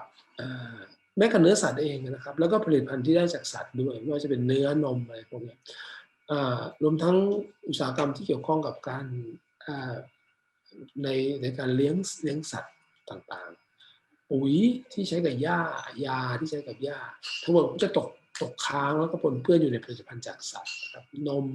เนื้อสัตว์แล้วก็เนยอะไรพวกนี้ dairy products ซึ่งเราสามารถวิเคราะห์ได้ตัวหนึ่งที่เป็นตัวอย่างอันนี้ก็คือไดฟาไดเมทูสไดเมทอกซินนะครับซึ่งเป็นยาที่เป็นแอนติไบโอติกที่ใช้ในปศุสัตว์ก็ตรวจพบในผลิตภัณฑ์ที่ได้จากสัตว์ก็สามารถวิเคราะห์ได้ด้วยเครื่องนี้เช่นกัน So also pesticides is a great use for these instruments, and I will show you pesticides during the demonstration. But you can use these for soil samples. You can use the sample probe to swipe the surface of different produce. Here we have a tomato, an apple, and orange up here. ครับอันนี้ก็คือวิเคราะห์ยาฆ่าแมลงนะครับอันนี้ตัวอย่างยาฆ่าแมลงที่พบในผลิตภัณฑ์ต่างๆครับอันนี้เป็นตัวอย่างชัดเจนครับ Okay. And then mycotoxin. So this is a metabolite of fungus. So this is aflatoxin B1. So you can also test mycotoxins on these instruments as well.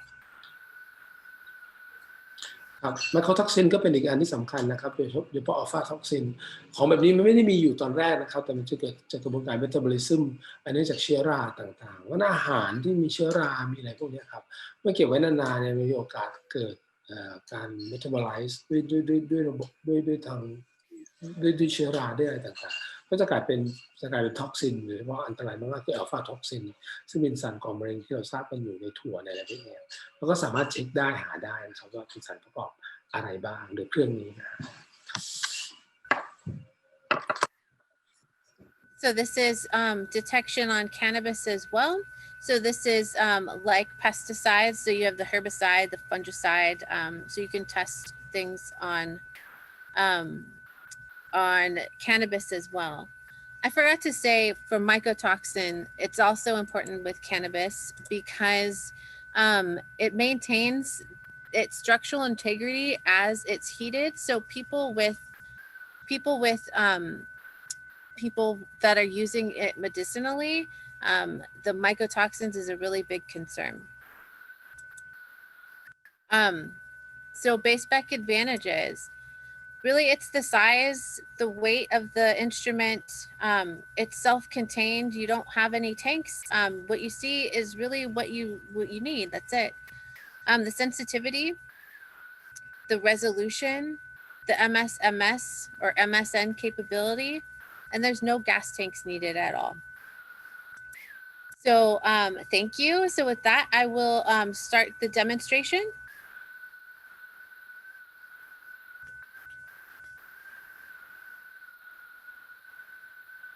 So I'm gonna stop. Wait.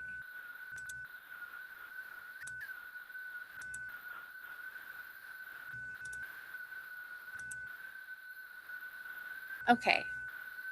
So this is portability. So this is portability, and I'm going to show you the basics on how to use this. First, I'm going to show you. First, I'm going to show you how to operate this, how to introduce a sample, and then I'm going to zoom closer. I'm going to show you what everything is. Then I'm going to zoom closer so you can see the screen behind here a little better, so you can tell a little more what the screen looks like when you're using it. I want to point out that this screen here, this is the touch screen for portability. I just have this hooked up behind here so you can see a bigger picture of it, so you know what it looks like. But what is going on here is going on up here as well. It's the same exact thing. It just helps to see it a little easier. So what you're looking at, this here is the mass spectrometer. So this here is portability. This up here, this is the ionization source. Right now we have TD APCI hooked up. So right here, this is the thermal desorption heater. And down here, so we will put this is the sample probe. Wait, this is the sample probe. So what we will do is we will introduce the sample onto the probe, and then we will put it in here. So this is where you introduce the sample. So the sample will go in here, and this is the heater, and it gets desorbed. And remember, with APCI, we have really high voltage. So down underneath here, you can't see it because the cover's on, but down underneath here, there's a really high voltage being applied, which will then help ionize the sample that we put through here to go into the mass spec. So remember, there's two different things that we need to do analysis. We need to ionize, and then we need to detect it using the mass spec. So first we put the sample in here, and then the mass spec will detect it. So, so first I'm going to do this. I'm going to show you how to take a sample. What I'm doing first is I am just hitting. So let me first explain how when you open up the screen, when you first open up the screen, all you have to do is press one button for it to all initialize. And it takes less than 10 minutes. Sorry, I need some water. My apologies. So you would just press this system initialization button here, and it would everything would come up to temperature. The heater here, the vacuum pumps would pump down, so everything does it by itself. So you can walk away for 10 minutes and come back, and then you're ready to start where we are right now. So I'm going to show you to sanitize the sample probe. We use a torch, but you can use really any kind of solvent. So you could use like methanol if you want, but just we use a torch because it's quick and it's really effective.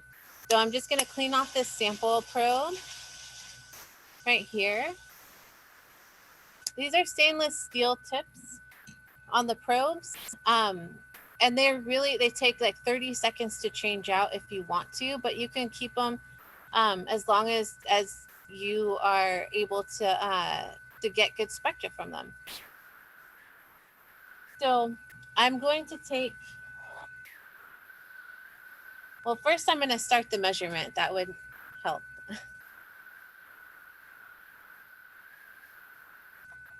So I just pressed the start measurement button, and you'll be able to see this better once I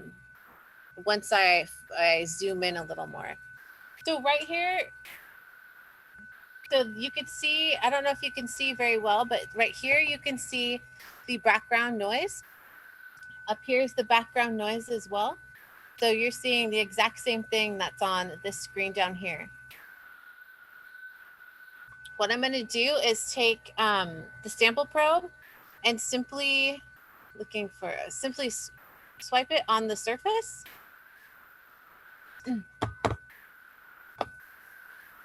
And then what you do is you pull up this, housing unit just to house it. And all that does is protect the sample while you are introducing it into the system. So now I'm just going to turn it over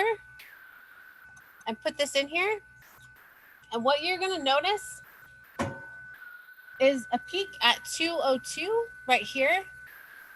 That is the pesticide thiabendazole. So you can see the peak right here. That's all well and good for someone that knows what the mass, what the molecular weight is for something. But not everybody does. And you might be looking for many different things. And so you might want to hone in your experience with how you're viewing the sample. And so we're going to stop this here. I'm going to show you the survey mode. So we're going to go, it's just a couple button clicks. So we're taking you to survey mode to show you the bar plot. So thiabendazole has a molecular weight of 201. So once it's ionized, once we put the sample in here and then it's ionized and introduced to the mass spec, we expect to see that peak at 201 plus 1 because you're adding a proton. So it's going to be at 202. So we have a library here. We saw the peak on the other viewer at 202. But now we're going to see it on survey mode, where we entered in the peak that we wanted it to look for in the library entry for the thiabendazole, which is right here. We abbreviated it TBZ. Also found on the oranges is imazalil, which is at 297 or 298. So you might see imazalil a peak here as well. Okay, so I'm just going to rub the surface of the orange. And then I'm going to house the sample loop, turn it over. Oh, first start the measurement. So we're starting the measurement. And you'll see all of the green bar plots right here. That means when it's green, it means it has not hit the threshold that we defined. So it is not identifying any of those peaks right now. So now we put in our sample. And you'll see here the thiabendazole and even the imazalil. Imazalil is a little smaller, but you'll see that the albendazole and the mazalil have been identified. You can see it by the green bar turning to red, and also it will identify it over here in this column. So now that you've seen how to introduce the sample, I'm going to move the camera up further so you can have a better view of the actual software.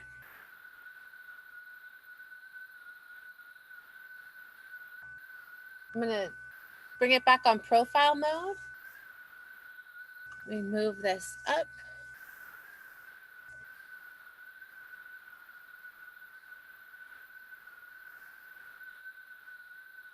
Sorry, the lighting in here is not super great. So hopefully with my mouse, I'll be able to show you how to operate the system. So when you first come into the software, you're gonna be met with this page. So up here is the one button press click for changing the viewer. So you press up here. This is centralized mode. Press here. This is the survey mode, and then back to profile. Below, this is the system initialization button. So when you first enter in onto this page, you just press that button. And when you first get on this page, all of this will be basically red. And as things get up to temperature, the pressure is right. Once everything is ready, you'll notice it all starting to be green. Excuse me 1 second. Green means it's ready. It's within the acceptable value range. This is orange here, and this just means that this will be initiated once the measurement starts. So it means it's ready to go when needed. This box here tells you all the information that you need. So it will tell you if there's errors, it will tell you if there's information, it'll tell you if the system's ready to be started, or if something's not quite right. So this is like a great message box. It will also, for profile and well, for all modes, it will tell you if you have the library engaged. It will tell you if library entries have been identified and at what intensity. So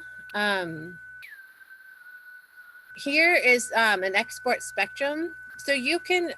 excuse me, you can automatically save all your spectra. You can save it in multiple different ways, but this is a way where you can save the spectra that when you stop the instrument, when you stop the measurement, you just want that one peak where you stopped it. You can export the spectrum and do it that way as well. Or you can save the entire data from the time you hit start to the time you hit stop measurement. This button here allows you to replay spectra. So if you automatically save your spectra, you can go back and replay that spectra, stop it where you want to stop it to see different peaks. You can also run it, say you initially ran it on profile mode, but you want to then go back to see it on survey mode. You can replay the spectra in a different mode or with a different library. So it's really helpful. So you can just do one measurement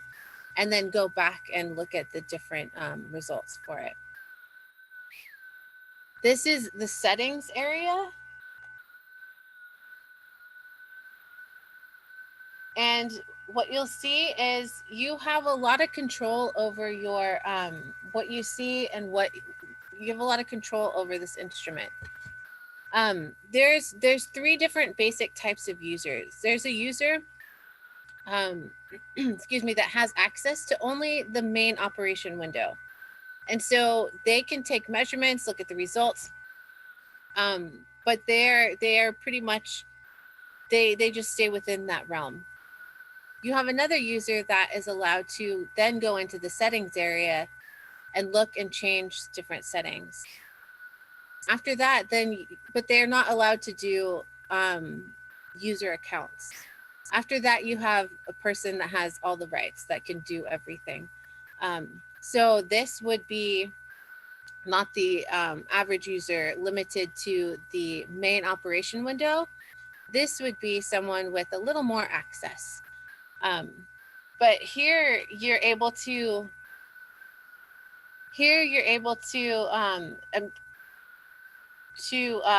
also change display modes. You can lock the scales. You can lock and zoom the X and Y axis right here. And then here, these are your saving options. You have 3 different types how you can save it. This is where you would enter in the threshold. Up here, like threshold amounts, like what you want to call a peak, what you want to say is identified. So you have a lot of different type of controls. The other one, there's a calibration tab as well. So you can calibrate the system. Calibration is very easy. I mean, there's not much to see on this page, but you can calibrate it, and it doesn't take a lot of time at all. You can do it with, I would say, like 10 or 15 minutes. The system tuning page, this is if you have a little more access. You can also run samples, measurements on this page. This page is great because if you're doing method development, you can, unlike the main operation window, you can change parameters as this is running the measurement. So you can see in real time what the parameter changes have done to the sample. So it's great for method development to run off of this page. These are different parameters that you can change, and you can save different methods and like tuning parameters to fit whatever analysis that you need. So you're not confined to one method or one set of tuning parameters. You can just keep saving different ones and choose the ones that you want for whatever analysis that you need. This is an ion source page. So the ion source in front here, there's a whole page that is used to that you could use to control it. So you can control the voltage. If you're using ESI, you would want to control like the syringe pump. So the syringe pump holds the ESI solution. You would want to control the flow of the rate of the flow. You would need to fill it and empty it at different times. And so this page is where you can access the comprehensive amount of functions that you can do, that you can use. There's also a button for the people that only have access to the main operation window. There's also a button to easily access features like refilling the syringe pump and emptying it as well. And then here we have the library page. And this is the page that was in the presentation. So this is where this center part is where you have all the library entries. This is where you can change and modify them. So if you select like TBZ, you see the molecular weight here is 201 and the +1 charge is 202. This is where you can enter in all that information that you want and then simply save, either update the library entry itself, or you would save it into a new library. So I think that is it on the demonstration part, unless there's something that you guys want to specifically see. Do you guys have any questions?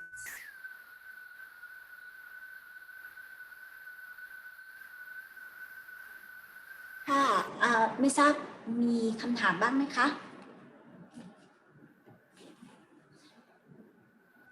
Okay, we have one question here. Yeah, if the customer would like to test some chemical in the vegetable. What is the suitable technique for testing? In the restaurant?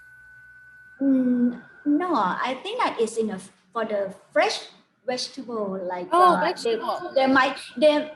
would like to see the pesticide or something like that. Yes. So the pesticide, so you can do it like how I showed you. You could swipe the. So you would take. I would recommend. I think that for food analysis, the TDESI I think is great because if you did want to do quantitative analysis, you can't really do it when you're swiping the surface of something. But if you want to create a method where you have more of a exact amount that you're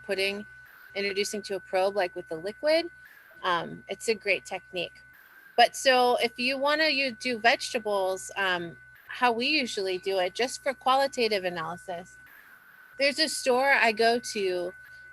specifically to get these oranges because they always, we don't put anything on them. They always have thiabendazole and some imazolil.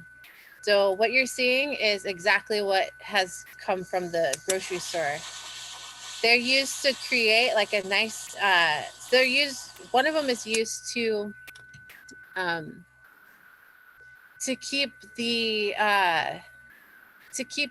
the fungus from growing as it's like being transported, I believe.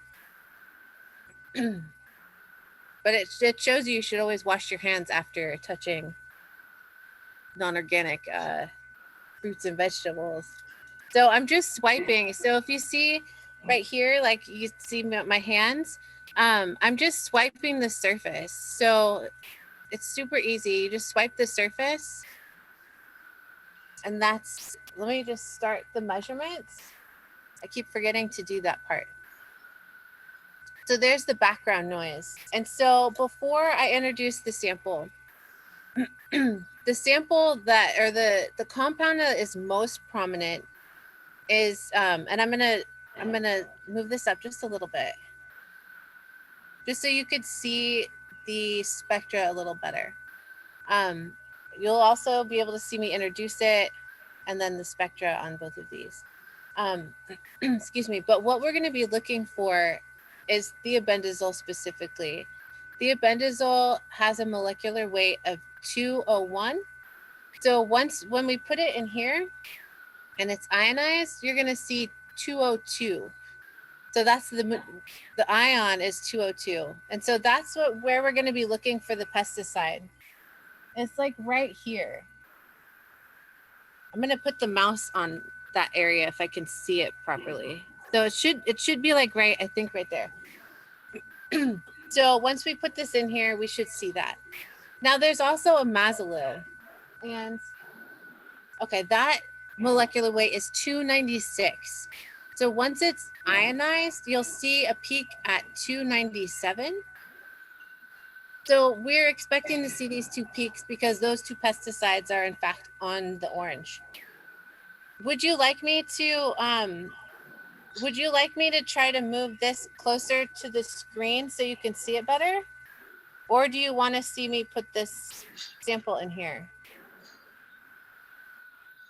I guess if you put the sample, that could be seen because the spectrum, I think we can see the spectrum. You can see it, okay? Okay. All right, so I rub the oranges.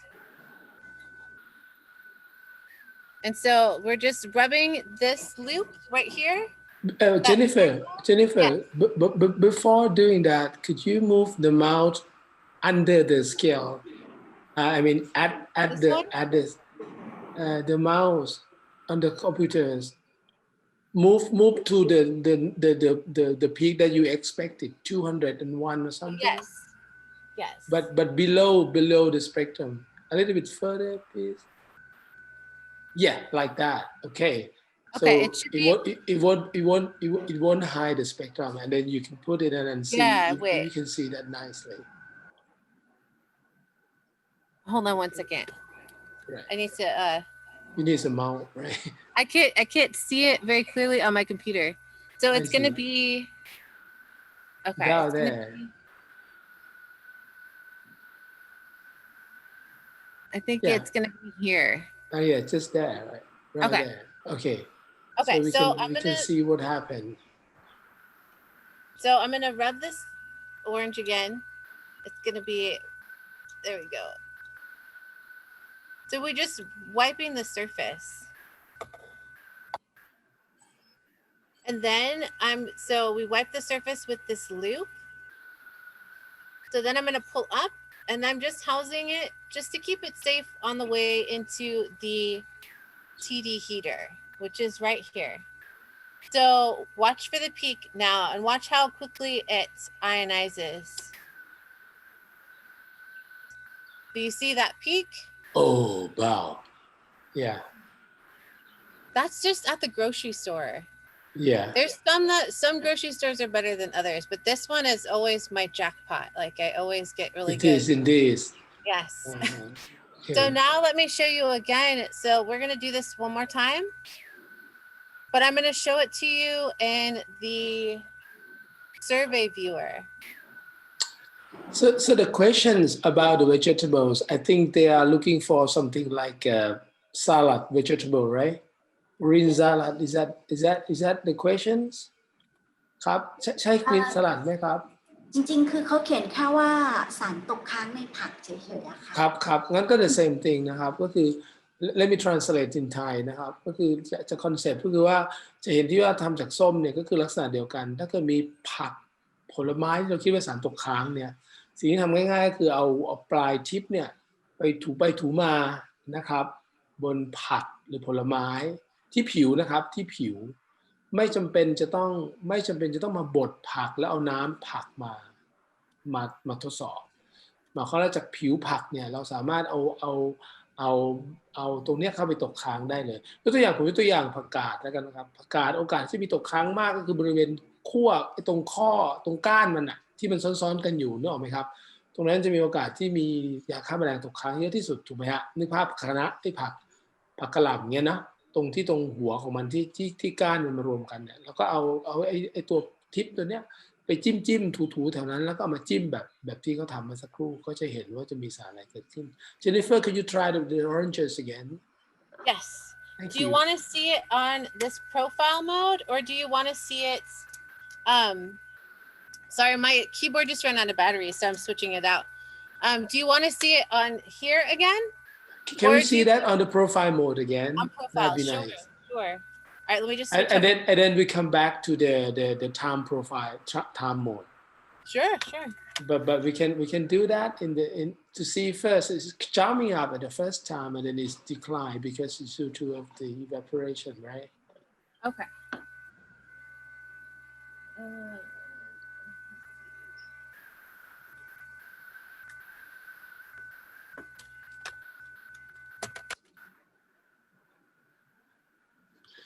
Okay, so I'm going to start. start. A little bit late for you. It's okay. So I'm going to start the measurements.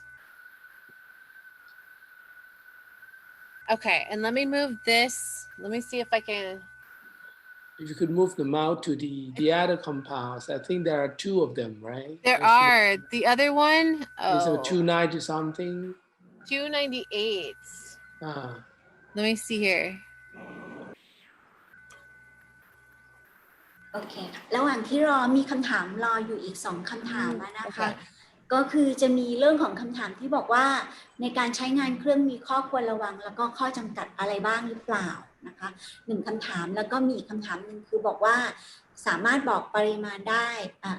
สามารถบอกปริมาณของสารเคมีจากผลที่กำลังวัดอยู่ได้หรือเปล่าค่ะ I think it's there if I can see correctly. Okay. So I'm going to,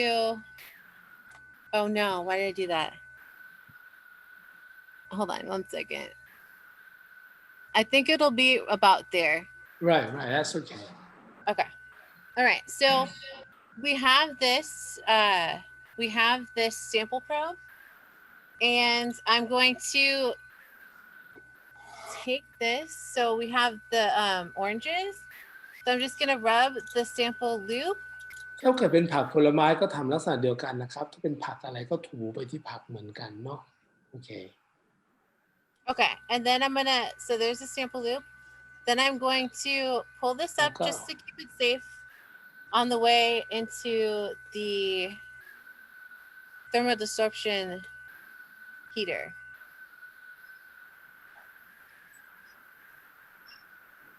เราก็เห็นพีคขึ้นมานิดตรงนั้นมันใหญ่กว่านะ So you'll see the 202, but the smaller one is right there. โอเคครับชัดเจ And น you'll ครับ see, ครับมี3 compounds there are 3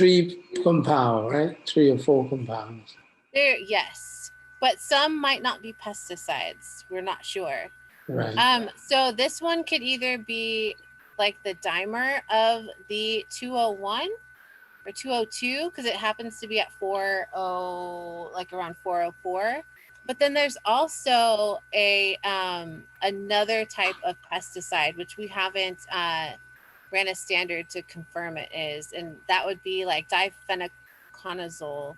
or something like that. So that's another pesticide, but we very have nice to confirm it. Yeah. okay. There are 2 more questions Jennifer Sure. Yeah. okay the 2 more question is about this is nice to see that but the 2 more question is first thing I think is more important is how can this one do the quantitative analysis Yes. So that would be what is the main one that we like to see yes. So because I'm using TD-APCI, I can't do quantitative analysis. That's why you would want TD-ESI. But let me pull this out more because I need to explain a little bit about doing quant. Excuse the mess on the other side of the. So you'll see right here. Can you see that? This Yes. is a syringe pump. So you have a syringe pump here, and if there was an ESI on here, you would have a tubing that would go from in here or from out of here into this underneath the cover of the ionization source. So so it would go through that tubing and into a capillary tube, and then it would dispense into the MS inlet. So it would dispense into the inlet here. So this is where, if you're doing quantitative analysis, you would put your internal standard or your standard in. So this would be a constant flow into the mass spec inlet with your internal standard or your standard. So what you would want to do, you would want to put your sample in, and you would want to compare the intensity of the internal standard with the analytes that you're looking for. Right. Okay. The best way to do it, so you can you could save the data. You can save all the data, have it auto saved, and do it that way. Also, what is great about the survey mode? May I turn it to survey mode really quick? So survey mode here. If you want quick and if it's needed, if you want a really quick way to do quantitative analysis, you can have, so these numbers here on the top would be the high points, the maximum of the intensity. And if you're using TD, you need to have that because your sample gets consumed. So you need to have that maximum intensity number. And so that's what the number here is on top. So that's what the number, there's 2 numbers. I don't know if you could see it. It was in the presentation, but like the number, this top number in brackets here, that is the maximum. And if you had your internal standard on an ESI spray, it would be spraying constantly. So you would have that constant peak of that standard or internal standard. And you would use the maximum of that with the maximum of your sample to get your quantitative Right. analysis. Right. Can I answer the question to the audience in Thai, then I come back to Oh, you. yes, of course. โอเคครับสำหรับวิธีการหาวิเคราะห์ analysis นะครับก็คือตรงข้างๆเมื่อกี้ครับ Jennifer can you move to the syringe pump again can you move the picture Sure. to Oh, the yes, syringe pump absolutely. Sorry, there's weird noises in here. move Maybe a the camera vacuum? I don't okay know. ครับ yes please มันตรงนี้นะครับตรงที่สีดำๆขาวๆ that's okay that's okay ตรงที่เขาชี้เนี่ยนะครับตรงนี้ก็เป็น syringe pump นะครับซึ่งเราสามารถเอา internal standard คือ standard ที่เราทราบแน่นอนและความเข้มข้นแน่นอนนะครับที่รู้แล้วความข้นเป็นเท่าไหร่นะครับสามารถเนี่ยใช้ฟีดเข้าไปตรงนี้ได้เพราะฉะนั้นเนี่ยไอ้ตัวนี้มันก็จะฟีดสารที่มีความเข้มข้นแน่นอนเข้าไปใน mass spec ตลอดเวลาเพราะฉะนั้นมันก็จะ produce สัญญาณซึ่งค่อนข้างคงที่ตลอดเวลาเพราะว่าเรามีสารคงที่แน่นอนถูกไหมครับที่ต่างสมมติเรามีสารที่เราต้องการ10 ppm สารตัวนี้ก็จะวิ่งเข้าไป10 ppm ต่อไปเรื่อยๆมันก็จะกลายเป็นเส้นที่บอกว่า10 ppm เนี่ยสูงแค่ไหนใน intensity 20 ppm สูงแค่ไหน30 ppm สูงแค่ไหนงั้นพอเราทราบตัวประมาณนี้แล้วเนี่ยแล้วเราเอาแซมเปิลของเราไปวัดเนี่ยครับเราก็จะสามารถทราบปริมาณของสารแซมเปิลของเราได้ว่าสารของเราเนี่ยมีอยู่ประมาณเท่าไหร่ด้วยวิธีการใช้ quantitative ใช้ calibration curve นะครับแต่นั่นหมายความว่าเราต้องทราบสารแล้วว่าสารคืออะไรและต้องมี standard บอกความเข้มข้นที่แน่นอนนะครับ Okay Jennifer I think that's very nice thank you let me ask you first, just in case to be sure. So the standard was introduced the mass spec by the syringe pump, right? Yes. Yes. Can we introduce the sample by syringe pump too? Absolutely. Okay. Absolutely. So would that be more accurate to do the quantitative analysis as compared to the thermal desorption? It definitely would. So Okay. The thing with TD-ESI is you can use it with TD and ESI, or you can just use ESI. So you don't have to use the thermal desorption, but if you're gonna swipe samples, like just wipe them like this, Yes. you're gonna wanna TD.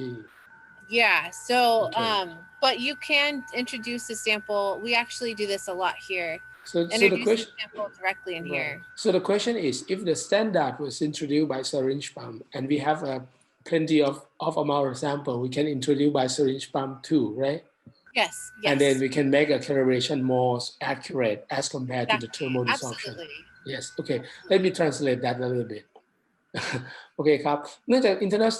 standard ที่ทำ calibration curve นะครับมันฟีดเข้าผ่าน syringe pump ที่คงที่แน่นอนใช่ไหมครับ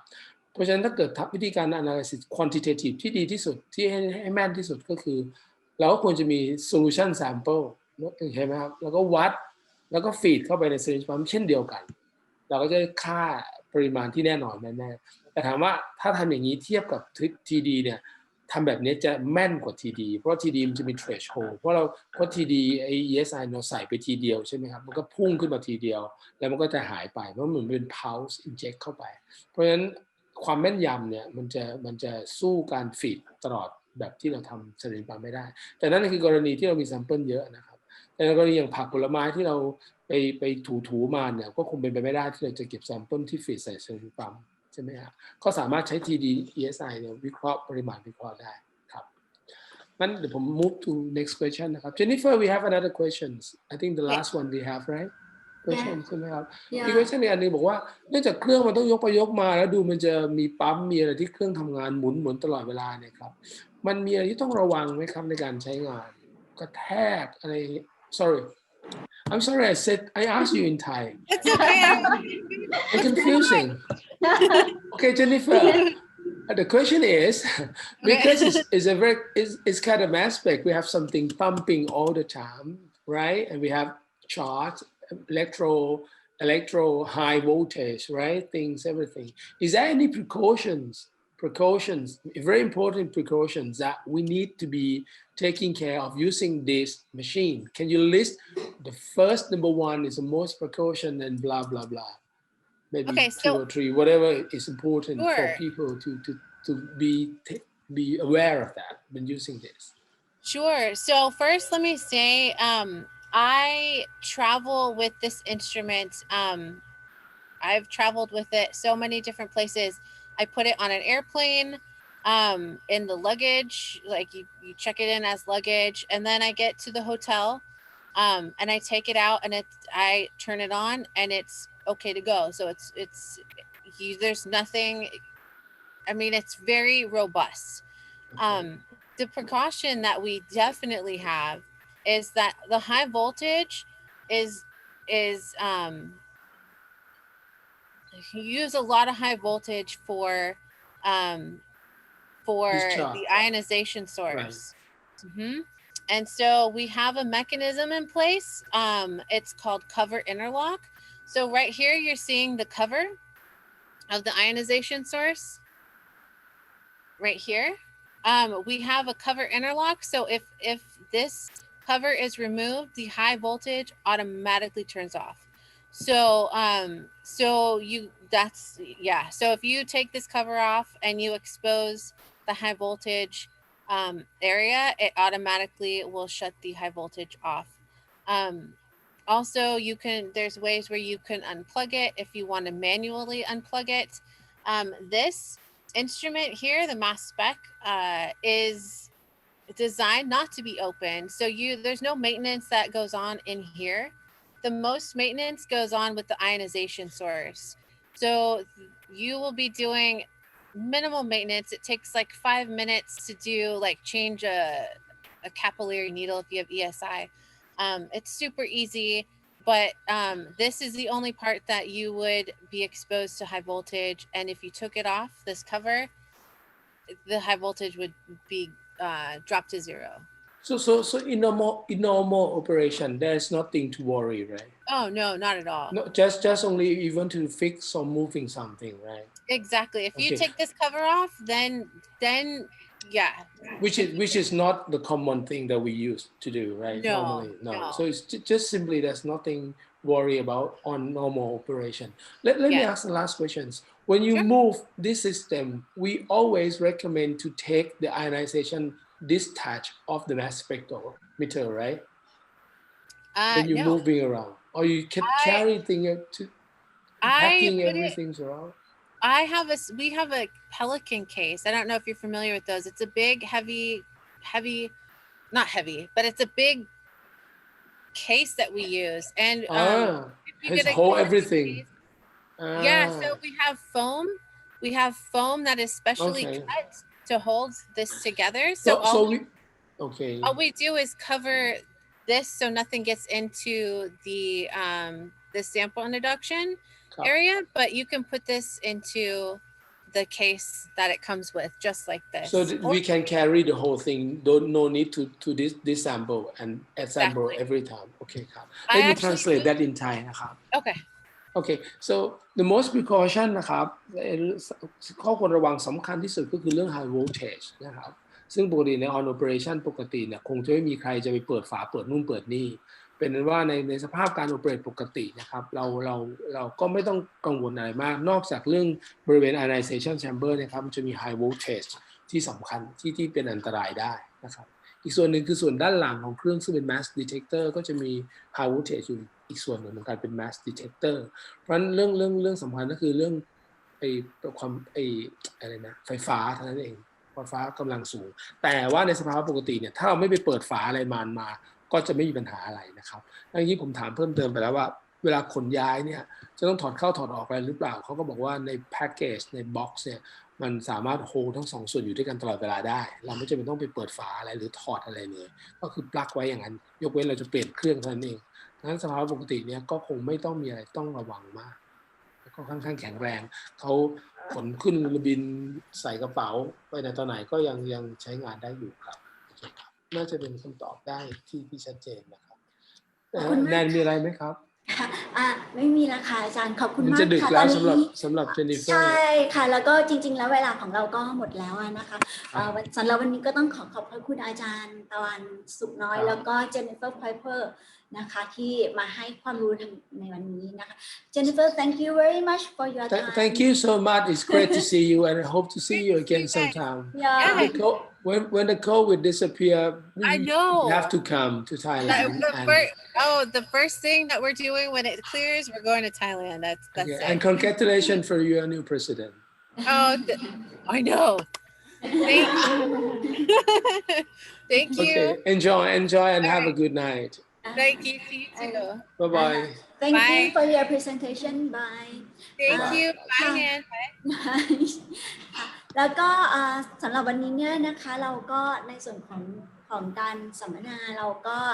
ในเว็บมินาครั้งนี้นะคะก็ขอบคุณอาจารย์แล้วก็คุณเจนนิเฟอร์ไพเพอร์นะคะที่ให้ข้อมูลในครั้งนี้นะคะ